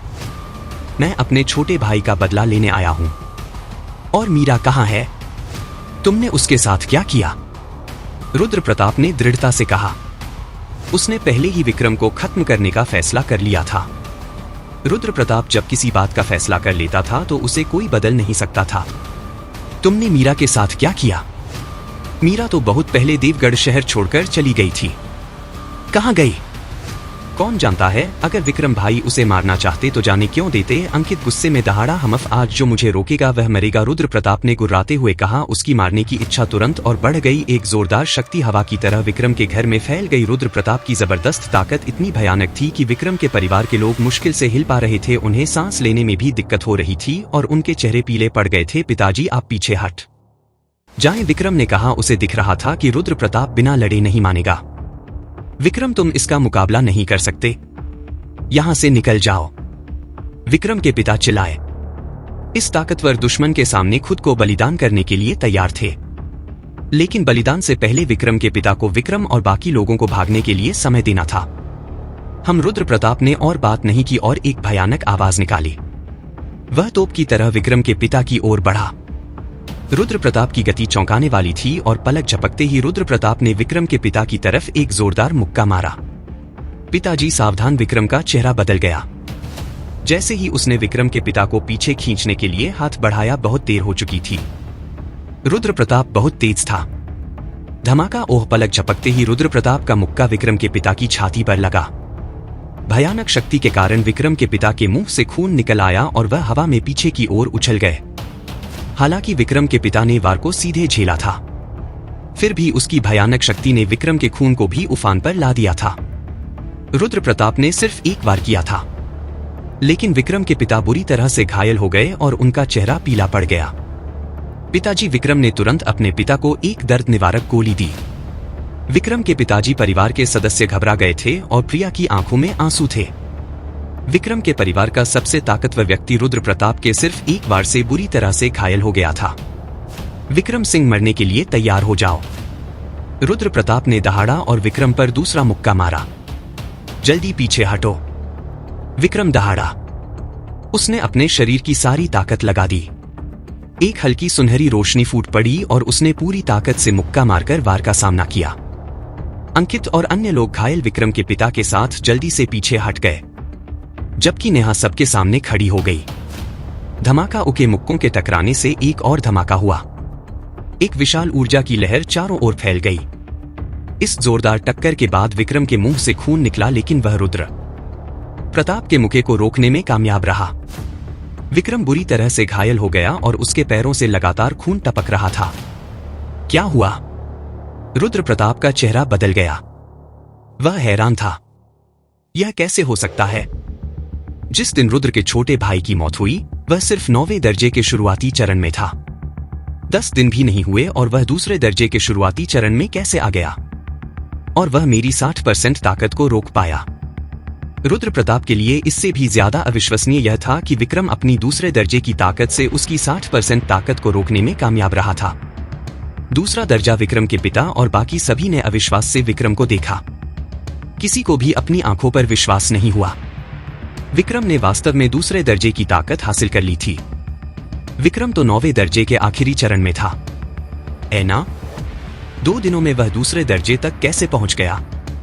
यह क्या हो रहा है? विक्रम भाई तो कल ही पहले दर्जे पर पहुंचे थे, वह दूसरे दर्जे पर कब पहुंचे? अंकित ने हैरानी से पूछा, जबकि प्रिया भी हैरान थी। हालांकि हर कोई विक्रम की ताकत से हैरान था, लेकिन उन्होंने एक और चमत्कार और भयानक चीज देखी। फैल रही भयानक ऊर्जा की लहरें नेहा से लगभग आधा मीटर दूर एक बैंगनी ऊर्जा की परत से टकराकर रुक गई और उसे बिल्कुल भी हिला नहीं पाई। अगर वह बैंगनी ऊर्जा की मजबूत रुकावट नहीं होती तो ऊर्जा की लहरें विक्रम के परिवार के कई सदस्यों को घायल कर देती। नेहा तो सिर्फ पहले दर्जे में थी, तो बैंगनी ऊर्जा की रुकावट 5वें दर्जे की शक्ति का सामना कैसे कर सकती थी? रुकावट यह नेहा की शक्ति नहीं है। विक्रम चौंक गया। उसने पीछे मुड़कर देखा कि बैंगनी ऊर्जा की आभा नेहा की नहीं थी। यह कौन है? इस रुकावट की शक्ति भयानक है। इस रुकावट को बनाने वाला मेरे पिता से भी ज्यादा ताकतवर है। अर्जुन ने सोचा, हैरान होकर नेहा को भूल रहा था। मुख्य भूमि से आया हुआ अर्जुन, जिसकी बहुत अच्छी प्रतिभा थी, निश्चित रूप से एक बहुत ही ताकतवर परिवार से था, वरना वह यह नहीं पहचान पाता कि नेहा से निकल रही शक्ति एक रुकावट थी। और इस रुकावट की आभा मैंने इसे पहले कभी नहीं देखा। इसका इतिहास बहुत बड़ा है। अर्जुन ने सोचा, नेहा की मौजूदगी को बहुत दिलचस्प और रहस्यमय मान रहा था। यह लड़की कौन है? यह शक्ति बहुत भयानक है, मेरी कल्पना से परे है। रुद्र प्रताप ने नेहा पर एक नजर डाली और अपनी आंखें थोड़ी सी कुड़ी बैंगनी ऊर्जा की शक्ति को पहचानते हुए। विक्रम की तुलना में रुद्र प्रताप नेहा के बैंगनी ऊर्जा की रुकावट के बारे में अधिक चिंतित था। जब ऊर्जा की लहरें छट गई तो नेहा के सामने वाली बैंगनी ऊर्जा की रुकावट भी गायब हो गई, जो बहुत रहस्यमय था। विक्रम भाई, तुम ठीक हो? नेहा ने चिंता से पूछा। मैं ठीक हूं, विक्रम ने सिर हिलाया, लेकिन वह अभी भी बुरी तरह से घायल था। वह मन ही मन सोच रहा था। कोई आश्चर्य नहीं कि नेहा अकेले बाहर जाने के बारे में चिंतित नहीं थी। इस तरह की भयानक रुकावट के साथ उसे कौन नुकसान पहुंचा सकता है? एक बार जब नेहा खतरे में होती तो उस पर बनी रुकावट अपने आप दिखाई देती और सभी बाहरी ताकतों को रोक देती, जब तक कि वह शक्ति रुकावट को नष्ट नहीं कर सकती, वरना कोई भी नेहा को नुकसान नहीं पहुंचा सकता था। नेहा पर इस तरह की भयानक रुकावट को बनाना उसकी उच्च स्थिति को दर्शाता था। रुद्र प्रताप ने और नहीं सोचा विक्रम उसका लक्ष्य था और नेहा का इतिहास उसके लिए कोई मायने नहीं रखता था। एक भयानक नजर के साथ उसने फिर से अपना ध्यान विक्रम की ओर लगाया और बिना किसी झिझक के उसने विक्रम की ओर एक और भयानक मुक्का मारा। खतरा महसूस करते हुए विक्रम का रंग बदल गया।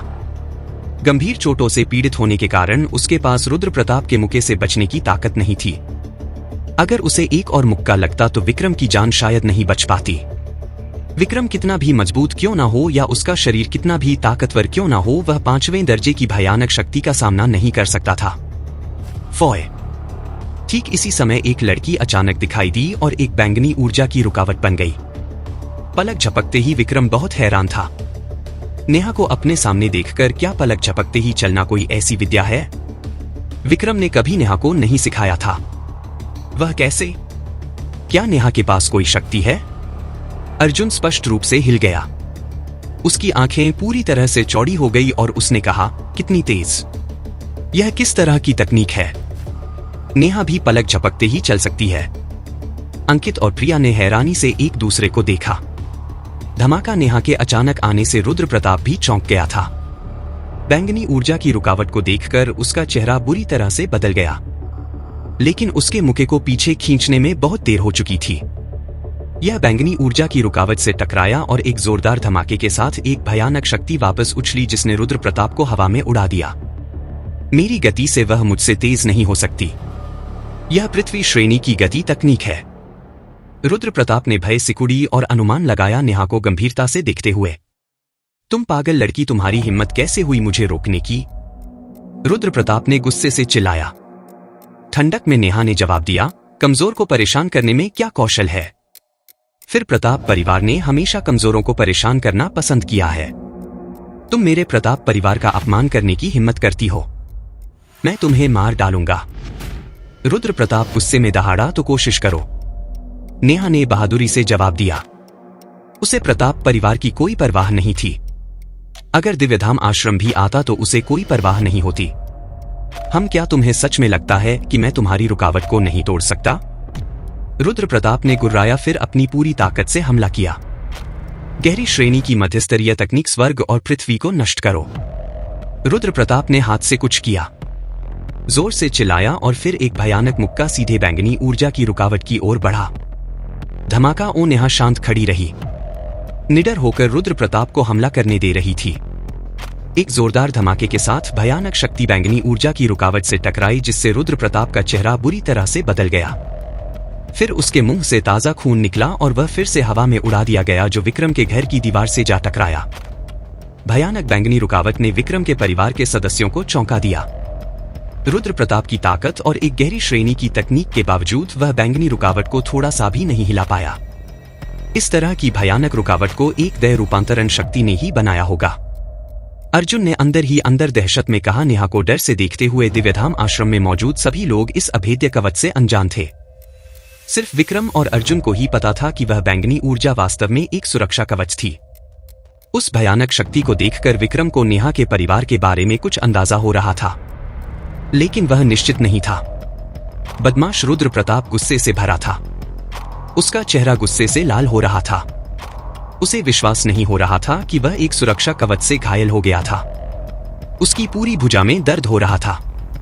रुद्र प्रताप जैसा ताकतवर योद्धा नेहा जैसी कमजोर लड़की से कैसे घायल हो सकता था? यह इतनी अपमानजनक बात थी कि रुद्र प्रताप गुस्से में कांप रहा था। फिर भी रुद्र प्रताप ने दोबारा कोशिश करने की हिम्मत नहीं की। अगर वह फिर से कोशिश करता और फिर से घायल हो जाता तो क्या उसके पास भागने की ताकत भी बचती? क्या तुम फिर से कोशिश करना चाहते हो? नेहा ने ठंडे लहजे में पूछा। रुद्र प्रताप ने नेहा को घूर कर देखा। उसकी आंखों में क्रूरता और गुस्सा भरा था, लेकिन उसके पास नेहा से निपटने का कोई रास्ता नहीं था। इतना भयानक सुरक्षा कवच कि अगर दिव्यधाम आश्रम का गुरु भी आ जाता तो भी उसे जरा सा भी नहीं हिला पाता। विक्रम सिंह, आज तुम्हारी किस्मत अच्छी है। मुझे विश्वास नहीं है कि तुम हमेशा एक औरत के पीछे छिप सकते हो। जब तक मैं तुम्हें मार नहीं देता तब तक मुझे चैन नहीं मिलेगा। रुद्र प्रताप गुस्से में चिल्लाया। उसके पास अभी पीछे हटने के अलावा कोई चारा नहीं था। रुद्र प्रताप के जाते ही विक्रम और बाकी लोगों में उसे रोकने की ताकत नहीं थी। आज वे नेहा की मदद के कारण बच गए थे, वरना अंजाम कुछ भी हो सकता था। विक्रम सिंह, सच सच बताओ, वह लड़की कौन है? उसका सुरक्षा कवच साधारण नहीं है। अर्जुन ने फुसफुसाते हुए पूछा। जो यह पहचान सकत ए हो कि यह एक सुरक्षा कवच है तो तुम्हारा इतिहास भी साधारण नहीं होना चाहिए, विक्रम ने उदासीनता से कहा। विक्रम भाई, क्या तुम ठीक हो? नेहा ने चिंता से पूछा। मैं ठीक हूं। यह चोट कल तक ठीक हो जाएगी। नेहा, तुम्हारी मदद के लिए धन्यवाद, विक्रम ने हल्की मुस्कान के साथ कहा। अपनी कृतज्ञता व्यक्त करना नहीं भूला। नेहा के चेहरे पर एक प्यारी मुस्कान आ गई। आप बहुत शिष्टाचार दिखाते हैं। विक्रम भाई, मैं नहीं चाहती कि कोई आपको परेशान करे, खासकर रुद्र प्रताप। अगर तुम तीसरे दर्जे तक पहुंच जाते तो वह इतना घमंडी कैसे हो सकता था? विक्रम बिना जवाब दिए मुस्कुराया। उसके दिल में नेहा के लिए गहरी कृतज्ञता थी। नेहा के बारे में बिना कुछ जाने वह विक्रम के जीवन में आई थी और उसके लिए अपनी जान जोखिम में डालने को तैयार थी।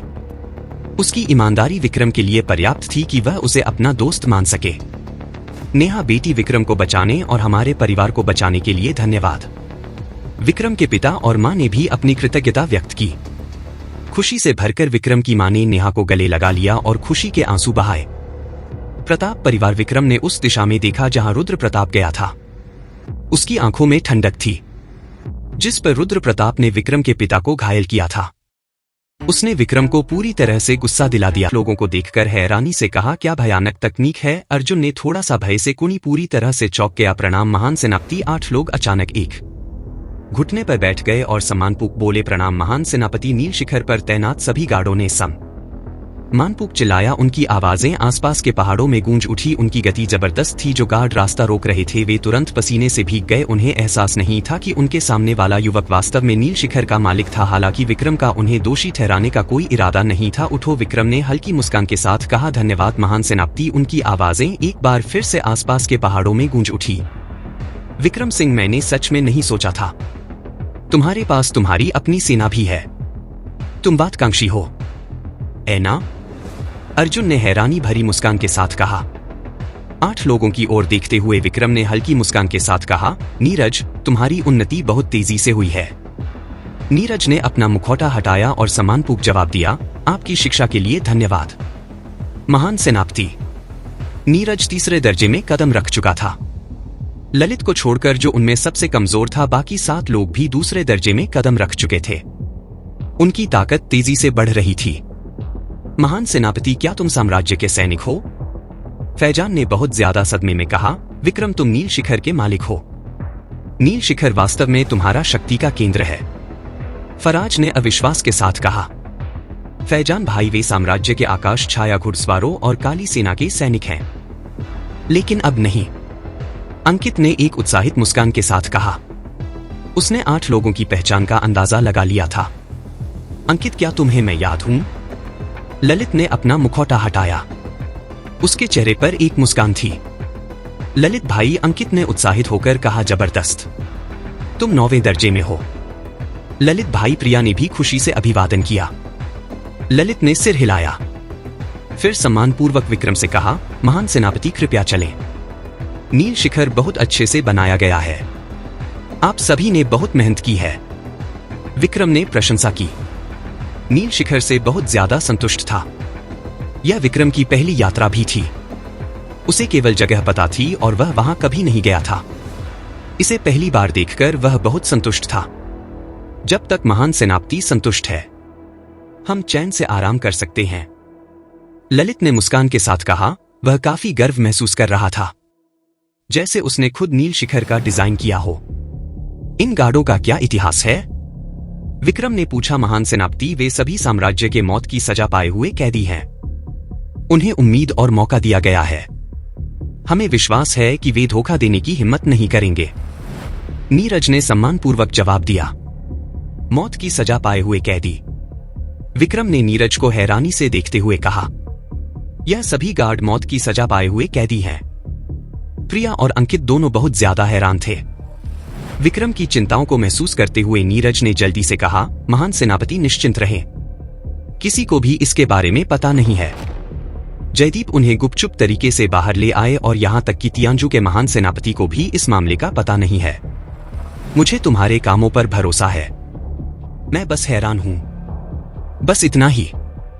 सच में मौत की सजा पाए हुए कैदी एक अच्छा विकल्प है। बस इसमें थोड़ी कमी है। विक्रम ने एक संतुष्ट मुस्कान के साथ कहा। यह सुनकर नीरज ने राहत की सांस ली। महान सेनापति, प्रताप परिवार की क्या स्थिति है? नीरज ने पूछा। जाहिर तौर पर उसे विक्रम के परिवार और प्रताप परिवार के बीच के मुद्दों के बारे में पहले से ही पता था, लेकिन उन्होंने विक्रम के आदेश के बिना कोई कार्रवाई नहीं की थी। विक्रम ने गंभीरता से कहा, मैं सिर्फ उसी मामले के लिए आया हूं। पुल पार करने के बाद नीरज विक्रम और बाकी लोगों को महल के अंदर ले गया। वाह कितना सुंदर, कितना भव्य। प्रिया आश्चर्य और खुशी से भर गई। विक्रम भाई, यह जगह वाकई शानदार है। नेहा पहली नजर में बहुत ज्यादा खुश थी। उसके सुंदर चेहरे पर एक प्यारी और आकर्षक मुस्कान आ गई। विक्रम ने संतुष्टि से मुस्कुराया और कहा, हाँ, यह बहुत भव्य है। नीरज, तुमने बहुत अच्छा काम किया। महान सेनापति, यह सब ललित ने सोचा था।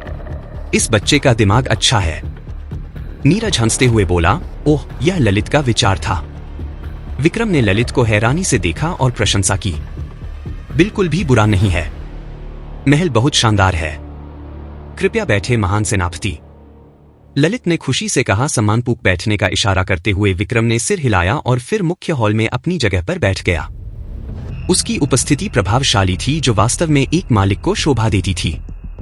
अर्जुन मुस्कुराया और टिप्पणी की, हाँ, तुम में एक मालिक जैसा ही हवा है। वास्तव में प्रभावशाली। अंकित ने ईर्ष्या से कहा, मुझे आश्चर्य है कि हम कब विक्रम भाई जैसे प्रभावशाली बनेंगे। प्रणाम मालिक। जिस पल विक्रम बैठा, नीरज और बाकी 7 लोग सम्मानपूर्वक एक घुटने पर बैठ गए। उनके चेहरे पर श्रद्धा थी। हम सभी यहाँ दोस्त हैं, ऐसी औपचारिकता की कोई आवश्यकता नहीं है। उठो, विक्रम ने जल्दी से कहा। महान सेनापति की, हम आज प्रताप परिवार के मामले के लिए यहाँ हैं। कृपया आदेश दें। ललित ने ईमानदारी से कहा। विक्रम के लिए किसी भी खतरे का सामना करने के लिए तैयार था। ललित, तुरंत राजधानी लौट जाओ और जयदीप और देवराज को आदेश दो कि वे 100 सैनिकों को त्यांजो भेजें। विक्रम ने गंभीरता से आदेश दिया। मैं महान सेनापति के आदेश का पालन करूंगा। ललित ने सम्मानपूर्वक जवाब दिया। अर्जुन, तुम प्रताप परिवार के हर कदम पर नजर रखने और मुझे हर समय रिपोर्ट करने के लिए जिम्मेदार हो। विक्रम ने आदेश देना जारी रखा। मैं महान सेनापति के आदेश का पालन करूंगा। अर्जुन ने सम्मानपूर्वक जवाब दिया। नीरज, तुरंत युद्ध हो जाओ। सर्वशक्ति पीठ के मजबूत लोगों को त्यांजो आने का आदेश दो और सभी को भेष बदलना होगा, जिससे त्यांजों में किसी भी ताकत से कोई ध्यान ना हो। खासकर प्रताप परिवार से यह सुनिश्चित करो कि वे कल तक देवगढ़ शहर पहुंच जाए। विक्रम ने आदेश दिया। उसकी आंखों में एक बढ़ती हुई और तीव्र मार का आभा दिखाई दी। मैं महान सेनापति के आदेश का पालन करूंगा। नीरज ने आदेश स्वीकार किया। नीरज को देखते हुए विक्रम ने पूछा, नीरज, क्या जयदीप दंड मंत्रालय के लोगों को जानते हैं? जहां तक मुझे पता है, मौत की सजा पाए हुए कैदियों का प्रबंधन दंड मंत्रालय द्वारा किया जाता है। महान सेनापति, जयदीप भाई द्वारा लाए गए मौत की सजा पाए हुए कैदी साधारण नहीं है। वे बहुत क्रूर हैं। सभी को रूपांतरित करने की ताकत है और उनका प्रबंधन दंड मंत्रालय द्वारा नहीं बल्कि महान सेनापति द्वारा किया जाता है। सीधे शब्दों में कहें, वे जयदीप भाई के नियंत्रण में है। महान सेनापति ने उनका कभी प्रबंधन नहीं किया। नीरज ने जवाब दिया, मैं समझ गया। विक्रम ने सिर हिलाया और मुस्कुराया। ऐसा लगता है कि जयदीप के पास काफी संसाधन हैं। जब तुम वापस जाओ तो जयदीप को कुछ ऐसे मौत की सजा पाए हुए कैदियों को चुनने के लिए कहो जिनकी अच्छी प्रतिभा हो, ताकि उन्हें नील शिखर में लाया जा सके। हाँ, नीरज ने सम्मानपूर्वक जवाब दिया और हॉल से बाहर चला गया। विक्रम को एक के बाद एक आदेश देते हुए देखकर अर्जुन ने एक अंगूठा उठाया और प्रशंसा की। वास्तव में उसमें एक क्षेत्रीय शासक का हवा है। अंकित ने फुसफुसाते हुए कहा, क्या विक्रम भाई प्रताप परिवार को खत्म करने की योजना बना रहे हैं? रुद्र प्रताप कहता है कि इसका दिव्यधाम आश्रम से कोई लेना देना नहीं है, लेकिन कोई भी निश्चित नहीं हो सकता कि दिव्यधाम आश्रम हस्तक्षेप करेगा या नहीं। नेहा चुपचाप हंसी और बोली, विक्रम भाई को समय चाहिए, वह भी कोई कदम नहीं उठाएगा। लेकिन हम प्रताप परिवार के खिलाफ अपनी सावधानी कम नहीं कर सकते। हम बिल्कुल। अंकित ने सहमति में सिर हिलाया। आर्यन, मैं अपने फैजान भाई और फराज भाई को तुम पर छोड़ दूंगा। अब से वे नील शिखर में रहेंगे। विक्रम ने आर्यन से कहा। हाँ महान सेनापति। आर्यन ने सम्मानपूर्वक कहा। विक्रम, क्या तुम चाहते हो कि हम नील शिखर में प्रशिक्षण लें? फैजान ने हैरानी से विक्रम को देखते हुए पूछा। विक्रम ने गंभीरता से कहा, मैं नील शिखर में एक शक्ति एकत्रित करने वाला चक्र स्थापित करूंगा और जड़ी बूटियों और तरल पदार्थ की मदद से यह तुम दोनों को अपनी ताकत को तेजी से सुधारने में मदद करेगा। विक्रम भाई, क्या तुम चक्र स्थापित कर सकते हो? अंकित ने सदमे में पूछा। आर्यन और अन्य लोग भी दंग रह गए। शक्ति एकत्रित करने वाला चक्र स्थापित करना मुश्किल नहीं है। विक्रम ने सिर हिलाया। फिर कहा, गौरव करण, तुम दोनों मौत की सजा पाए हुए कैदियों को प्रशिक्षण देने के लिए जिम्मेदार हो। हाँ महान सेनापति। दोनों ने सम्मानपूर्वक आदेश लिया। महान सेनापति, हम क्या करें? विक्रम को और आदेश नहीं देते हुए देखकर समीर ने उत्सुकता से पूछा।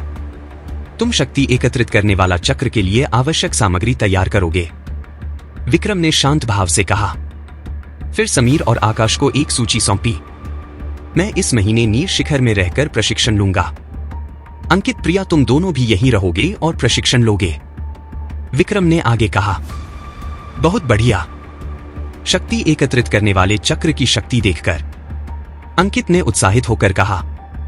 अर्जुन ने जल्दी से पूछा, विक्रम सिंह, तुम मुझसे हथियार बनाने में कब मुकाबला करोगे? तुम पहले दर्जे से आगे बढ़ो।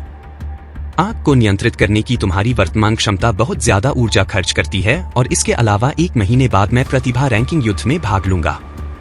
मेरे पास समय नहीं होगा, विक्रम ने सिर हिलाया। ठीक है, 1 महीने बाद मेरे साथ हथियार बनाने में मुकाबला करो।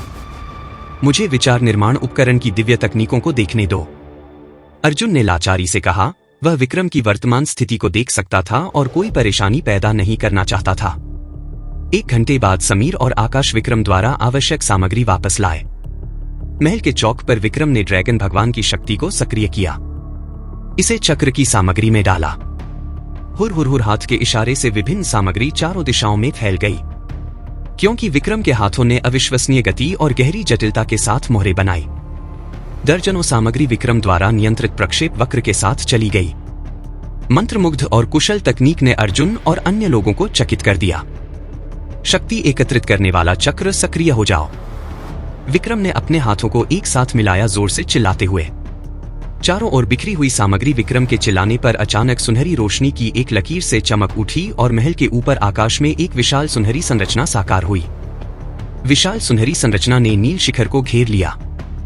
पल भर के लिए चमकने से पहले गायब हो गई। नील शिखर के गार्ड दंग रह गए। यह वास्तव में एक शक्ति एकत्रित करने वाला चक्र है। यह विक्रम सिंह वास्तव में कुछ और है। इतना युवा और फिर भी हथियार बनाने वाला, रसायनज्ञ और चक्र बनाने में भी माहिर है। सबसे अविश्वसनीय बात यह है कि वह दूसरे दर्जे तक पहुंच चुका है। ऐसा असाधारण प्रतिभाशाली व्यक्ति मुख्य भूमि पर कहीं और नहीं मिल सकता है। क्या? अर्जुन ने आश्चर्य से सोचा। विक्रम भाई, क्या चक्र पूरा हो गया है? वह बहुत जल्दी था, ऐना? संरचना को गायब होते देखकर अंकित ने पूछा। ऐसा लग रहा था जैसे विक्रम ने सिर्फ अपने हाथों को हिलाकर शक्ति एकत्रित करने वाला चक्र स्थापित कर दिया हो। आध्यात्मिक ऊर्जा बहुत ज्यादा घनी हो गई है, प्रिया ने कहा, स्पष्ट रूप से आध्यात्मिक ऊर्जा को और भी ज्यादा केंद्रित होते हुए महसूस कर रही थी। फराज ने सदमे में सिर हिलाया। हाँ, आध्यात्मिक ऊर्जा लगातार बढ़ रही है, विक्रम ने हल्की मुस्कान के साथ कहा। यह सिर्फ एक साधारण शक्ति एकत्रित करने वाला चक्र है। एक शक्तिशाली चक्र स्थापित करने के लिए बहुत सारी कीमती सामग्री की आवश्यकता होगी। सभी लोग जाओ और प्रशिक्षण लो। राजधानी सैन्य शिविर, आकाश छाया, अग्नि घुड़सवारों और काली सेना के सैनिकों के साथ उनकी मुद्रा ऊंची थी और उनकी गति असाधारण थी। जयदीप और देवराज के चेहरे गंभीर और ठंडे थे, जो एक लोहे जैसा आभा से भरे थे जो डरावना था। अब जब महान सेनापति मुश्किल में है तो हमें क्या करना चाहिए? जयदीप ने ठंडे लहजे में पूछा। महान सेनापति के लिए हम आग और पानी से गुजरेंगे बिना किसी झिझक के, सैनिकों ने जोर से चिल्लाया। उनकी मारने की इच्छा आसमान तक पहुंच गई। उनकी गति से धरती हिल गई। 100 सैनिक तुरंत भेष बदल लेंगे और त्यांजू में देवगढ़ शहर की ओर दौड़ेंगे, जयदीप ने जोर से आदेश दिया। उसकी आत्मिक हथियार लंबी भाला एक जबरदस्त शक्ति के साथ हवा में बह गई। हाँ, सैनिकों ने फिर से दहाड़ा। देवराज, मौत की सजा पाए हुए कैदियों के एक समूह को ले जाओ और रात भर निकल जाओ। अच्छी प्रतिभा वाले एक और समूह का चयन करो। महान सेनापति शायद उन्हें प्रशिक्षित करने की योजना बना रहे हैं, जयदीप ने गंभीरता से कहा। समझ गया, हम तियांजू में मिलेंगे, देवराज ने जवाब में सिर हिलाया। यजु का सर्वशक्ति पीठ एक प्रभावशाली चौक पर एक शाही सैनिक ने चिल्लाया। महान सेनापति के आदेश से सर्वशक्ति पीठ के गुरु, पूर्व गुरु, संरक्षक और 3 महान मुखिया को त्यांजहू जाना है। उन्हें भेष बदलना होगा और त्यांजहू में किसी भी ताकत को सचेत नहीं करना होगा। उन्हें कल तक सबसे देर से पहुंचना होगा। बिना किसी गलती के हम महान सेनापति के आदेशों का पालन करेंगे। हम तुरंत त्यांजू जाएंगे। भूया ने घोषणा की, मुट्ठी को सलाम करते हुए। भस्म घाटी, महान सेनापति ने आदेश दिया है। भस्मक घाटी के मालिक सुयश और तीसरे मुखिया को कल तक सबसे देर से त्यांजहू पहुंचना होगा। त्यांजू में किसी भी ताकत को सचेत ना करें। कोई गलती नहीं होनी चाहिए। भस्मक घाटी से एक सैनिक भी विक्रम के आदेशों को बताने आया था। सुयश ने सम्मानपूर्वक जवाब दिया, हम महान सेनापति के आदेशों का पालन करेंगे। नगरपति का नीलामी घर महान सेनापति ने आदेश दिया है, नगरपति चंद्रकांत और नीलामी घर के मुखिया ईशान और विजय सहित तुरंत त्यांजू हो जाए। त्यांजू में किसी भी ताकत को सचेत ना करें और कोई गलती ना करें। चंद्रकांत आदेश प्राप्त करता है। चंद्रकांत ने सम्मानपूर्वक कहा, जिन्होंने आदेश प्राप्त किए वे युजव की ताकतवर सेनाएं थी। प्रमुख सेनाओं के योद्धाओं ने कम या ज्यादा इसका अनुमान लगा लिया था और कुछ समय के लिए सभी प्रमुख सेनाओं के योद्धाओं ने तैयारी शुरू कर दी थी। क्योंकि उन्होंने पहले ही खुद को विक्रम के सामने समर्पित कर दिया था तो उन्हें विक्रम के आदेशों का पालन करना पड़ा। एक तूफान त्यांजू में आने वाला था। भस्मक घाटी नगरपति और नीलामी घर के योद्धा रात भर में ही निकल चुके थे। रात के अंधेरे में सुयश और चंद्रकांत अन्य योद्धाओं के साथ पहले ही त्यांजू में प्रवेश कर चुके थे। भेष बदले हुए किसी ने उन्हें नहीं पहचाना। अगले दिन तक योद्धाओं का एक बड़ा समूह गुप्त रूप से त्यांजू के क्षेत्र में प्रवेश कर चुका था। वे चुपचाप चले, किसी भी ताकत को सचेत नहीं किया। लेकिन उनका अंतिम गंतव्य देवगढ़ शहर, साथ ही पास के गांव और पहाड़ थे, क्योंकि यह विक्रम था जिसने आदेश दिए थे। उनके पास हर समय तैयार रहने के अलावा कोई विकल्प नहीं था। आकाश छाया, अग्नि घुड़सवारों और काली सेना के 100 सबसे कुलीन सैनिक, साथ ही युजू के प्रमुख सेनाओं के कई मजबूत लोग एक भयानक समूह बनाते थे जो आसानी से प्रताप परिवार को घेर सकता था। महान सेनापति सैनिक पहले ही त्यांजू देवगढ़ शहर के पास पहुंच चुके हैं। यजू के मजबूत लोग भी आ गए हैं। जयदीप ने नील शिखर हॉल में सम्मानपूर्वक सूचना दी, उत्कृष्ट, इसके साथ मैं शांति से प्रतिभा रैंकिंग युद्ध में भाग ले सकता हूं। विक्रम ने सिर हिलाया। अब जब यह मजबूत लोग आ गए थे तो उसे राहत मिली, क्योंकि प्रताप परिवार ताकतवर था और रुद्र प्रताप ने पहले ही एक कदम उठाया था।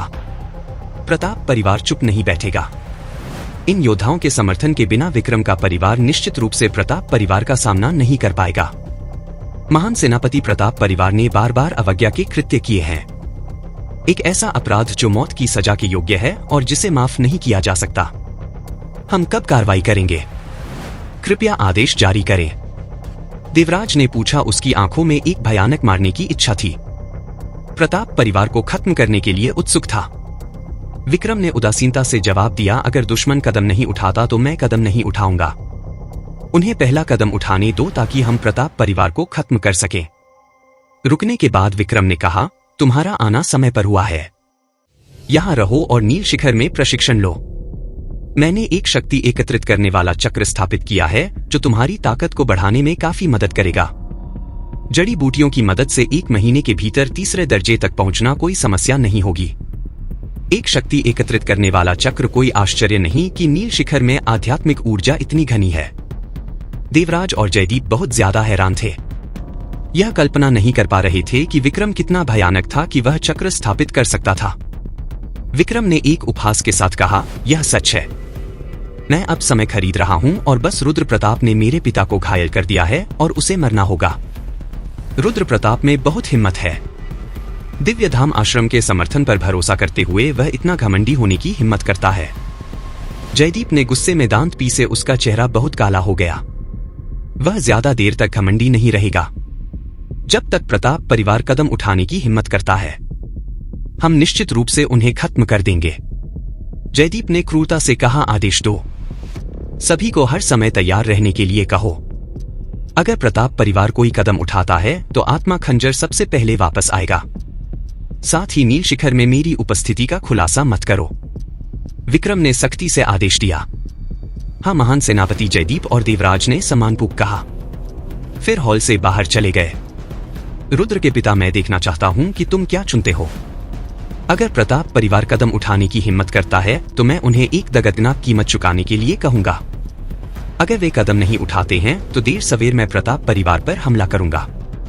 रुद्र प्रताप को मरना होगा। विक्रम ने मन ही मन सोचा। यजहू के ताकतवर लोगों का त्यांजू में गुप्त रूप से प्रवेश करना विक्रम के परिवार के लिए एक अदृश्य सुरक्षा कवच बन गया था।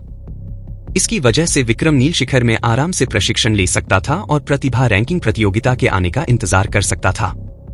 प्रतिभा रैंकिंग प्रतियोगिता में 4 बड़े साम्राज्य अकादमियों के बेहतरीन छात्र इकट्ठा होते थे। यह सभी युवा पीढ़ी के ऐसे सदस्य थे जिनकी शक्ति असाधारण थी। विक्रम दिव्य घाटी में प्रशिक्षण का मौका चाहता था, लेकिन उसकी मौजूदा ताकत के साथ यह संभव नहीं था।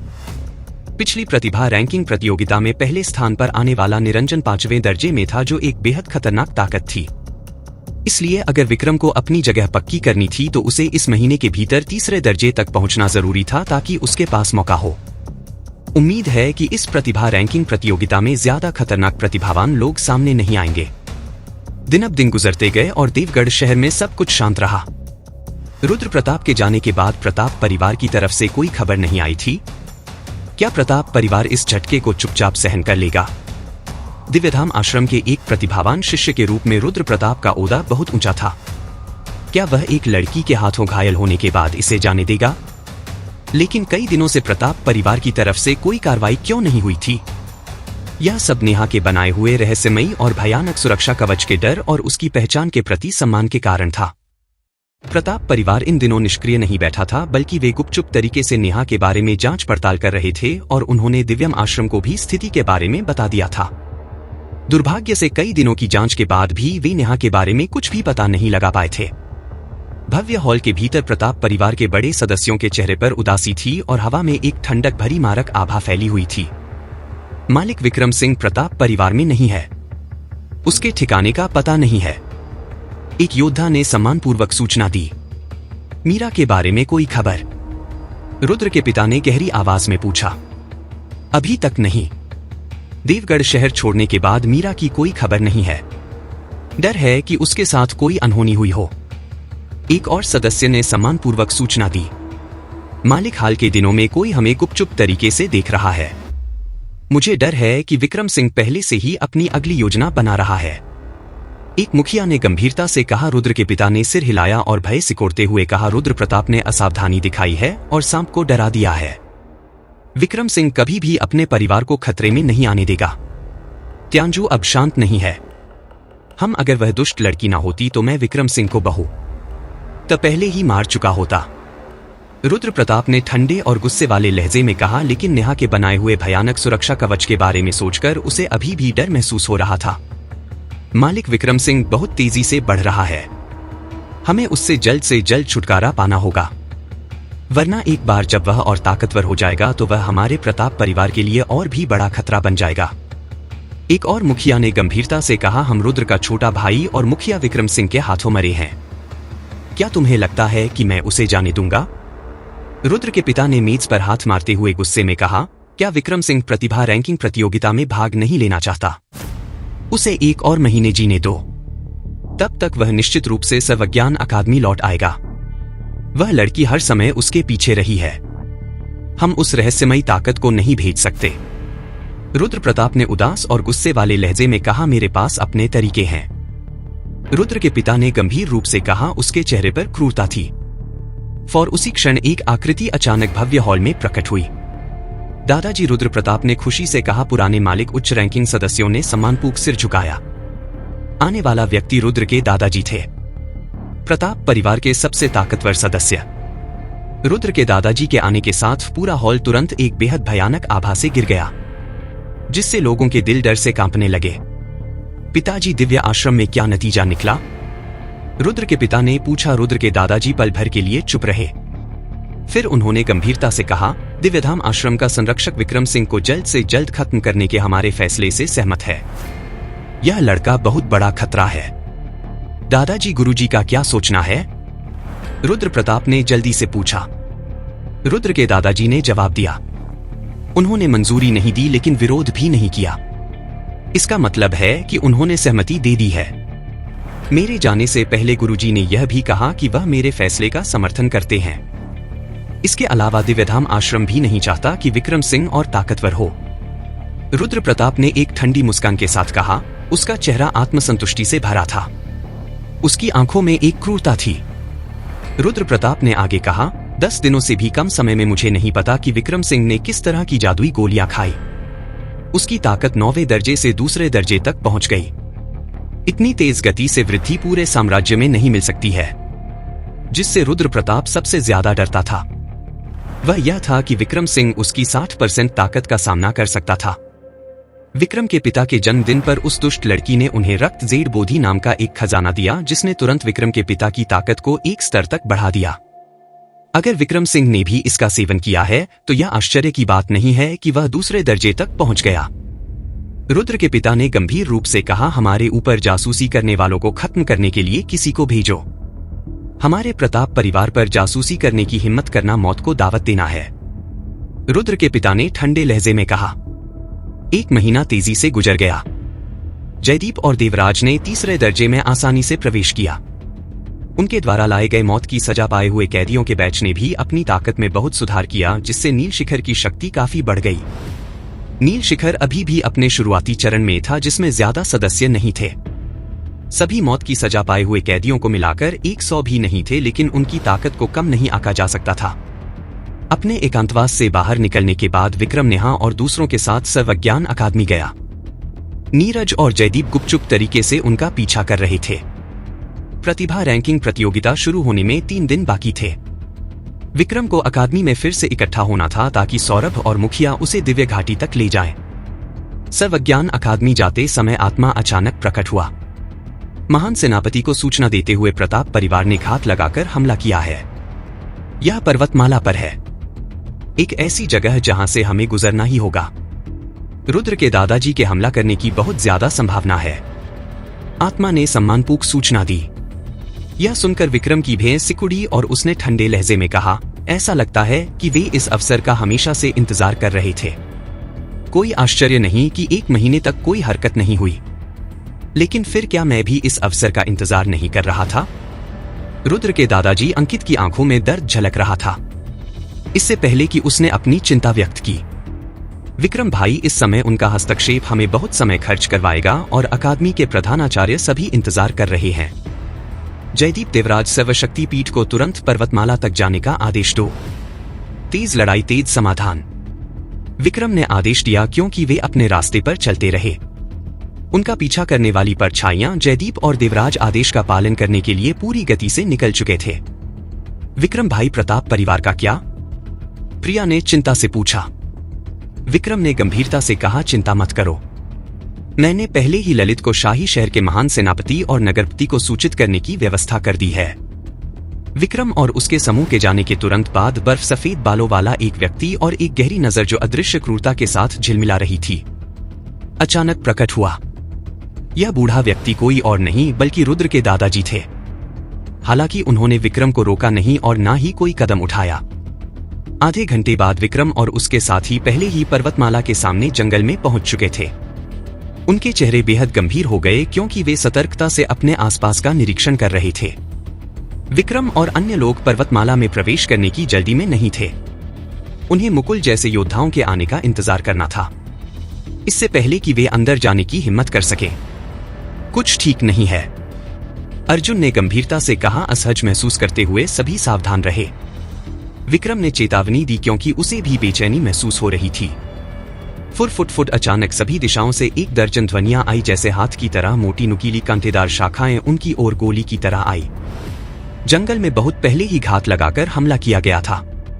सावधान, विक्रम ने धीमी आवाज में चिल्लाया, क्योंकि वे जल्दी से बच निकले। भूमिगत लोग हैं। नेहा ने जमीन में हरकत देखी और तुरंत चेतावनी दी। उसके बोलने के तुरंत बाद 6 लोग जमीन के नीचे से निकले, जिन्होंने विक्रम पर एक क्रूर हमला किया, विशेष रूप से उसे निशाना बनाया। सभी 6 हमलावर कमजोर नहीं थे। हर किसी के पास पहले और तीसरे दर्जे के बीच की ताकत थी। विक्रम भाई, सावधान रहो। नेहा तेजी से आगे बढ़ी। क्या फायदा जब गिनती में ज्यादा हो। अर्जुन और अन्य लोगों ने भी हमला करने में संकोच नहीं किया। मौत को दावत देना। विक्रम दहाड़ा, उसकी जबरदस्त ताकत फट पड़ी। सुनहरी रोशनी तेजी से चमक रही थी और उसकी क्रूर ऊर्जा चारों ओर फैल रही थी। हमलावरों के चेहरे सदमे और डर से बुरी तरह बदल गए और वे जल्दी से पीछे हट गए। तीसरा दर्जा, इस बच्चे ने वास्तव में फिर से प्रगति की है, तीसरे दर्जे के एक योद्धा ने दहशत में कहा, और भले ही वह उसी स्तर पर था, फिर भी वह विक्रम की हिंसक शक्ति से डरा हुआ था। मारो! एक ठंडी मारक आभा ने विक्रम को घेर लिया। उसकी क्रूर नजर 6 लोगों पर पड़ी और सिर्फ एक इशारे से उसकी अग्नि खंजर कहीं से प्रकट हुई, बाहर निकलने के लिए तैयार थी। लेकिन तभी विक्रम के पीछे नेहा के नीचे की जमीन अचानक खुल गई, क्योंकि एक हाथ बाहर निकला और उसने उसके टखने को पकड़ लिया। उसे एक पल में जमीन में खींच लिया। नेहा विक्रम का चेहरा बुरी तरह बदल गया। अच्छा नहीं। अंकित डर से ठंडे पसीने से भीग गया। एक ताकतवर दुश्मन अभी भी भूमिगत छिपा हुआ था। विक्रम और उसके साथी उसे बचाने के लिए जाना चाहते थे, लेकिन बहुत देर हो चुकी थी। विक्रम सिंह, सिर्फ 1 महीने में तुमने फिर से प्रगति की है। वास्तव में चौंकाने वाला और अप्रत्याशित एक घमंडी ठंडी हंसी सुनाई दी, जिसके बाद एक आकृति अचानक प्रकट हुई। जो व्यक्ति प्रकट हुआ वह रुद्र प्रताप था। Foot foot foot. उसके बाद कई आकृतियां प्रकट हुई। यह सभी प्रताप परिवार के उच्च रैंकिंग सदस्य थे, जिनमें रुद्र के पिता भी शामिल थे। विक्रम सिंह, आज तुम भाग नहीं पाओगे, भले ही तुम्हारे पासपन हो। रुद्र के पिता ने ठंडे लहजे में कहा, अगर तुमने नेहा के एक बाल को भी नुकसान पहुंचाने की हिम्मत की तो मैं प्रताप परिवार को राख में बदल दूंगा। विक्रम की ठंडक भरी आवाज मारक क्रोध से कांप रही थी, जो तेजी से फैल रही थी। बस तुम जैसे कुछ लोगों के साथ, रुद्र प्रताप ने उपेक्षा से कहा। विक्रम सिंह, तुम्हारे लोग नहीं पहुंच पाएंगे। क्या यह सुनकर अंकित और बाकी लोगों के चेहरे बुरी तरह बदल गए। विक्रम का चेहरा पूरी तरह से गंभीर हो गया। पर्वतमाला जाते समय मुकुल और युजु के कई अन्य मजबूत लोगों को अचानक किसी ने रोक दिया। रुद्र के दादाजी मुकुल बेहद हैरान था। 9वां दर्जा चंद्रकांत और अन्य लोगों के चेहरे पीले पड़ गए। वह बढ़ती हुई दबाव उन्हें डर महसूस करा रही थी। मैंने पहले ही अनुमान लगा लिया था कि तुम विक्रम सिंह की मदद करने के लिए तंज हो आओगे मुकुल, लेकिन मुझे डर है कि तुम अब उसे नहीं बचा पाओगे। रुद्र के दादाजी धीरे धीरे बोले। मुकुल ने गहरी भय सिकुड़ी और गंभीरता से कहा, मैं उसे रोके रखूंगा। तुम सभी तुरंत महान सेनापति को मजबूत करने के लिए जाओ। गुरुजी, मैं आपको ले चलूंगा। जयदीप ने धीमी आवाज में चिल्लाया और तुरंत एक टेलीपोर्टेशन तकनीक का उपयोग करके मुकुल के साथ गायब हो गया। धमाका। हम रुद्र के दादाजी ने अचानक अपने हाथों को एक साथ मिलाया। उनकी 9वें दर्जे की भयानक शक्ति तेजी से बाहर निकली। जमीन कांप रही थी और फट रही थी और क्रूर हवाएं चल रही थी। तुम नहीं गुजरोगे। रुद्र के दादाजी ने जोर से दहाड़ा। तेज गर्जना वज्र शक्ति। राजपाल सिंह ने दहाड़ते हुए अपने हाथों को आसमान की ओर उठाया। उनकी आंखों से बिजली चमक रही थी और हवा में एक डरावनी गड़गड़ाहट गूंज रही थी। उनकी उंगलियों से एक विशाल बिजली का जाल बना, जो कई दर्जन मीटर ऊंचा था और सभी के भागने का रास्ता रोक रहा था। बिजली की भयानक शक्ति ने सुनील को पीछे हटने पर मजबूर कर दिया। कई लोग डर से कांप रहे थे और उनके चेहरे सफेद पड़ गए थे। राजपाल, क्या तुम्हें लगता है कि तुम अकेले हमें रोक सकते हो? सुनील ने गंभीरता से पूछा। अगर वे थोड़ा और तेज होते तो शायद अजय उसे लेकर क्षणिक गति से दूर जा सकते थे। तुम सब सेनापति का साथ दो, मैं राजपाल से निपटता हूं, अजय ने कहा। उनकी आंखों में एक संकल्प था। इतने सालों बाद तुम्हारी ताकत बढ़ी है, लेकिन अफसोस कि मैं आज तुमसे लड़ने नहीं आया, राजपाल ने कहा। राजपाल और अजय दोनों एक ही दौर के योद्धा थे और उनकी ताकत बराबर थी। राजपाल, तुम्हारे परिवार ने गलत फैसला ले लिया है, अब कोई वापसी नहीं है, अजय ने कहा। अपनी सारी शक्ति को समेटते हुए, कोई वापसी नहीं। क्या तुम्हें लगता है कि तुम जैसे लोग मेरे परिवार को खत्म कर सकते हैं? विक्रम ने राजकुमारी राजश्री को मार डाला, मैं उसे ऐसे ही कैसे छोड़ सकता हूं? राजपाल ने कहा। राजपाल, तुम्हारा परिवार आदेशों का उल्लंघन कर रहा है। यहां तक कि सेना भी इस बार तुम्हारे परिवार को नहीं बचा सकती, विजय ने गुस्से से कहा। उनकी आंखों में एक ठंडी हत्या की भावना थी। हो, मेरे परिवार पर साम्राज्य का दबाव मत डालो, राजपाल ने दहाड़ते हुए कहा। उसकी ऊर्जा तेजी से बढ़ रही थी। उसने अपनी शक्ति को बिजली के जाल में डाल दिया। बूम! एक विशाल नीली ऊर्जा की तलवार बिजली की तरह बाहर निकली और पलक झपकते ही बिजली के जाल से टकरा गई, जिससे भयानक ऊर्जा की लहरें चारों ओर फैल गई। अजय की जबरदस्त ताकत ने राजपाल के शक्तिशाली बिजली के जाल को आसानी से नष्ट कर दिया। जल्दी चलो, अजय ने चिल्लाया। सुनील ने तुरंत क्षणिक गति का उपयोग करके अजय के साथ गायब हो गया। विजय और अन्य लोगों ने भी उसी तकनीक का उपयोग करके गायब हो गए। सब लोग बिखर जाओ। आलोक ने तुरंत कई विशेषज्ञों को लेकर तेजी से निकलना शुरू कर दिया। हो, राजपाल ने घमंड से मुस्कुराते हुए तुरंत अपनी जगह बदल दी। उसे अजय से लड़ने में कोई दिलचस्पी नहीं थी। उसका लक्ष्य केवल उन्हें रोकना या कम से कम उन्हें धीमा करना था। अजय, मैं तुम्हारा दुश्मन नहीं बनना चाहता था, तुमने मुझे मजबूर किया। राजपाल ने गुस्से में दहाड़ते हुए कहा, सावधान। आलोक ने घबराकर चिल्लाया, बूम बूम बूम। राजपाल ने ऊंचाई से उन बिखरे हुए विशेषज्ञों पर हमला किया। उनकी हथेलियों से लगातार हमले हो रहे थे, जिनकी गूंज पूरे जंगल में गूंज रही थी। कुछ ही क्षणों में 1 दर्जन से अधिक विशेषज्ञ घायल या मारे गए। जंगल घने धुएं से ढका हुआ था। राजपाल की भयानक शक्ति के सामने वे विशेषज्ञ बस बेबस थे। देखते हैं तुम कितने लोगों को बचा सकते हो, अजय ने कहा। उसकी ठंडी हत्या की भावना फैल रही थी। राजपाल ने महसूस किया कि अजय पीछा कर रहा है। वह तुरंत क्षणिक गति का उपयोग करके अपनी जगह बदल दी, लेकिन अजय भी उतना ही शक्तिशाली था और वह लगातार उसका पीछा कर रहा था। जंगल में 2 छायां तेजी से घूम रही थी और पलक झपकते ही वे पेड़ों के बीच गायब हो गई। विक्रम की स्थिति पर वापस लौटते हुए कौशल सिंह और उनके आदमी हमला करने ही वाले थे और अभी तक कोई मदद के लिए नहीं आया था। इस पल विक्रम भी चिंतित होने लगा था। राजपाल ने अजय और कई अन्य शक्तिशाली विशेषज्ञों को रोक दिया था। विक्रम ने अनुमान लगाया कि यह राजपाल सिंह ही थे जिन्होंने यह सब किया था। तुमने राजकुमारी राजश्री को मार डाला, तुम आज यहां से जिंदा नहीं जाओगे, कौशल सिंह ने ठंडे लहजे में कहा। उनकी शक्ति बढ़ रही थी और वह व्यक्तिगत रूप से विक्रम को मारने के लिए तैयार थे। विक्रम, अब हम क्या करें? अनिल ने घबराकर पूछा। तुम सब भागो, वे मुझे मारना चाहते हैं, विक्रम ने धीरे से कहा। उसका चेहरा गंभीर था। तुम क्या करोगे? टीना ने घबराकर पूछा और वे अभी भी नहीं जानते थे कि नेहा कैसी थी। रोहन ने कौशल सिंह और उनके आदमियों की ओर देखा, फिर एक आह भरी और कहा, अगर आप विक्रम को मारना चाहते हैं तो यह मेरा काम नहीं है। यह कहते हुए रोहन समझदारी से एक तरफ हट गया।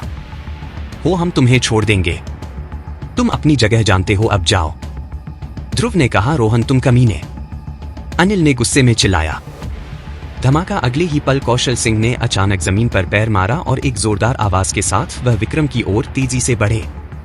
भाग! ओ! विक्रम ने तुरंत चिल्लाया और साथ ही क्षणिक गति का उपयोग करके चकमा दिया। धमाका। कौशल सिंह ने पलक झपकते ही हमला किया, जिससे एक जोरदार धमाका हुआ। भयानक बल ने जमीन में कई मीटर गहरा गड्ढा बना दिया। यह अच्छा हुआ कि विक्रम ने समय पर चेतावनी दी थी, नहीं तो अनिल और टीना चकमा नहीं दे पाते। विक्रम और अन्य लोग उस लड़की की जादुई गति तकनीक का उपयोग कर सकते हैं, ध्रुव ने हैरानी से कहा। उसकी आंखों में लालच था। देखते हैं तुम कब तक चकमा दे सकते हो, कौशल सिंह ने गुस्से में कहा। उसी समय ध्रुव ने अनिल और टीना की ओर देखा और बिना किसी हिचकिचाहट के उन पर हमला कर दिया। यह अच्छा नहीं है। अनिल का चेहरा बदल गया और उसने जल्दी से टीना को धक्का दे दिया। धमाका। अनिल सीधे हमले की चपेट में आ गया और एक जोरदार धमाके के साथ उसके मुंह से ताजा खून निकला और वह एक काली रेखा की तरह उड़ गया। एक पुराने पेड़ से टकरा गया। एक ही हमले में अनिल गंभीर रूप से घायल हो गया। अनिल, टीना घबरा गई। अनिल, विक्रम का चेहरा बदल गया और उसके दिल से गुस्सा उमड़ पड़ा। दुर्भाग्य से विक्रम उस समय खुद को बचाने में मुश्किल से कामयाब हो रहा था, क्योंकि कौशल सिंह उस पर हमला कर रहा था। कौशल सिंह के हमले का सामना करते हुए विक्रम केवल क्षणिक गति का उपयोग करके बच सकता था, और वह भी मुश्किल से। वह गति तकनीक मुझे दे दो और मैं तुम्हारी जान बख्श दूंगा, ध्रुव ने टीना को उसकी गर्दन से पकड़ते हुए धमकी दी। इस बीच रोहन, जो लड़ाई देख रहा था, ने अचानक अपनी चाल चली। रोहन पहले से ही तैयार था और उसने तुरंत अपनी सारी शक्ति का उपयोग किया। चुपके से जमीन के नीचे चला गया। धूर्त लड़का जमीन के नीचे एक शक्तिशाली व्यक्ति सतर्क हो गया और गुस्से में फट पड़ा। हो, मर जाओ, रोहन ने कहा। उसके हाथ में अचानक एक लंबी तलवार आ गई जो एक शक्तिशाली हथियार थी। रोहन भयानक गति से आगे बढ़ा, नीले और सुनहरे रंग की रोशनी में।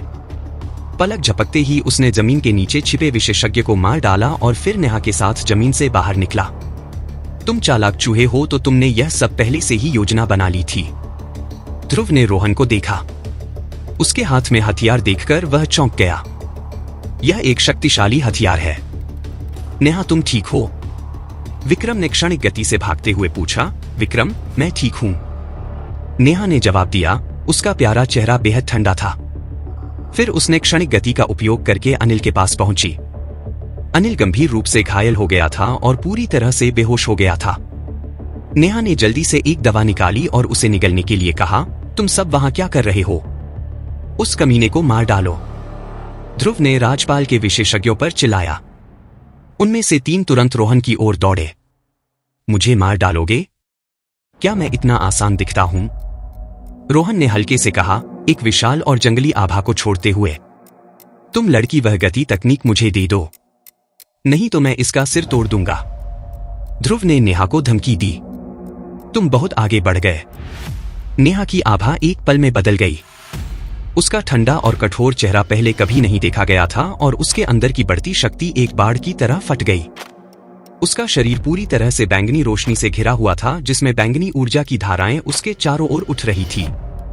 उस क्षण नेहा की शक्ति तेजी से बढ़ी और उसके द्वारा फैलाई गई हत्या की भावना लगभग मूर्त हो गई, जिससे उसके चारों ओर हर कोई डर गया। दूसरा स्तर, तीसरा स्तर, नेहा का स्तर तीसरे स्तर पर था। वह एक पल में पहले स्तर से तीसरे स्तर पर पहुंच गई थी। नेहा ने अपनी असली शक्ति छिपा रखी थी। नेहा विक्रम पूरी तरह से चौंक गया क्योंकि उसने नेहा को देखा, उसके गुस्से और उस बेहद भयानक शक्ति को महसूस किया। उसने अपनी शक्ति छिपा रखी थी। रोहन और ध्रुव अन्य लोगों के बीच सभी चकित थे। ध्रुव ने डर से नेहा की ओर देखा। पहली बार डर महसूस कर रहा था, एक डर जो आत्मा से आया था। यह किस तरह की शक्ति है? कौशल सिंह, जो विक्रम का पीछा कर रहा था, नेहा को डर से देख रहा था। नेहा ने एक एक कदम आगे बढ़ाया और उसके सामने एक नाजुक क्रिस्टल बर्फ की तलवार हवा से बाहर निकली। उसकी ठंडराने वाली थी। जैसे ही नेहा ने बर्फ की तलवार को पकड़ा, ब्लेड से एक हवा का झोंका उठा और घुटने टेकने वाली भयानक तलवार की भावना चारों ओर फैल गई। उसकी शक्ति आश्चर्यजनक थी। उस क्षण में नेहा एक भयावह अवस्था में थी। तुम शापित लड़की, अगर तुमने एक और कदम आगे बढ़ाया तो मैं उसका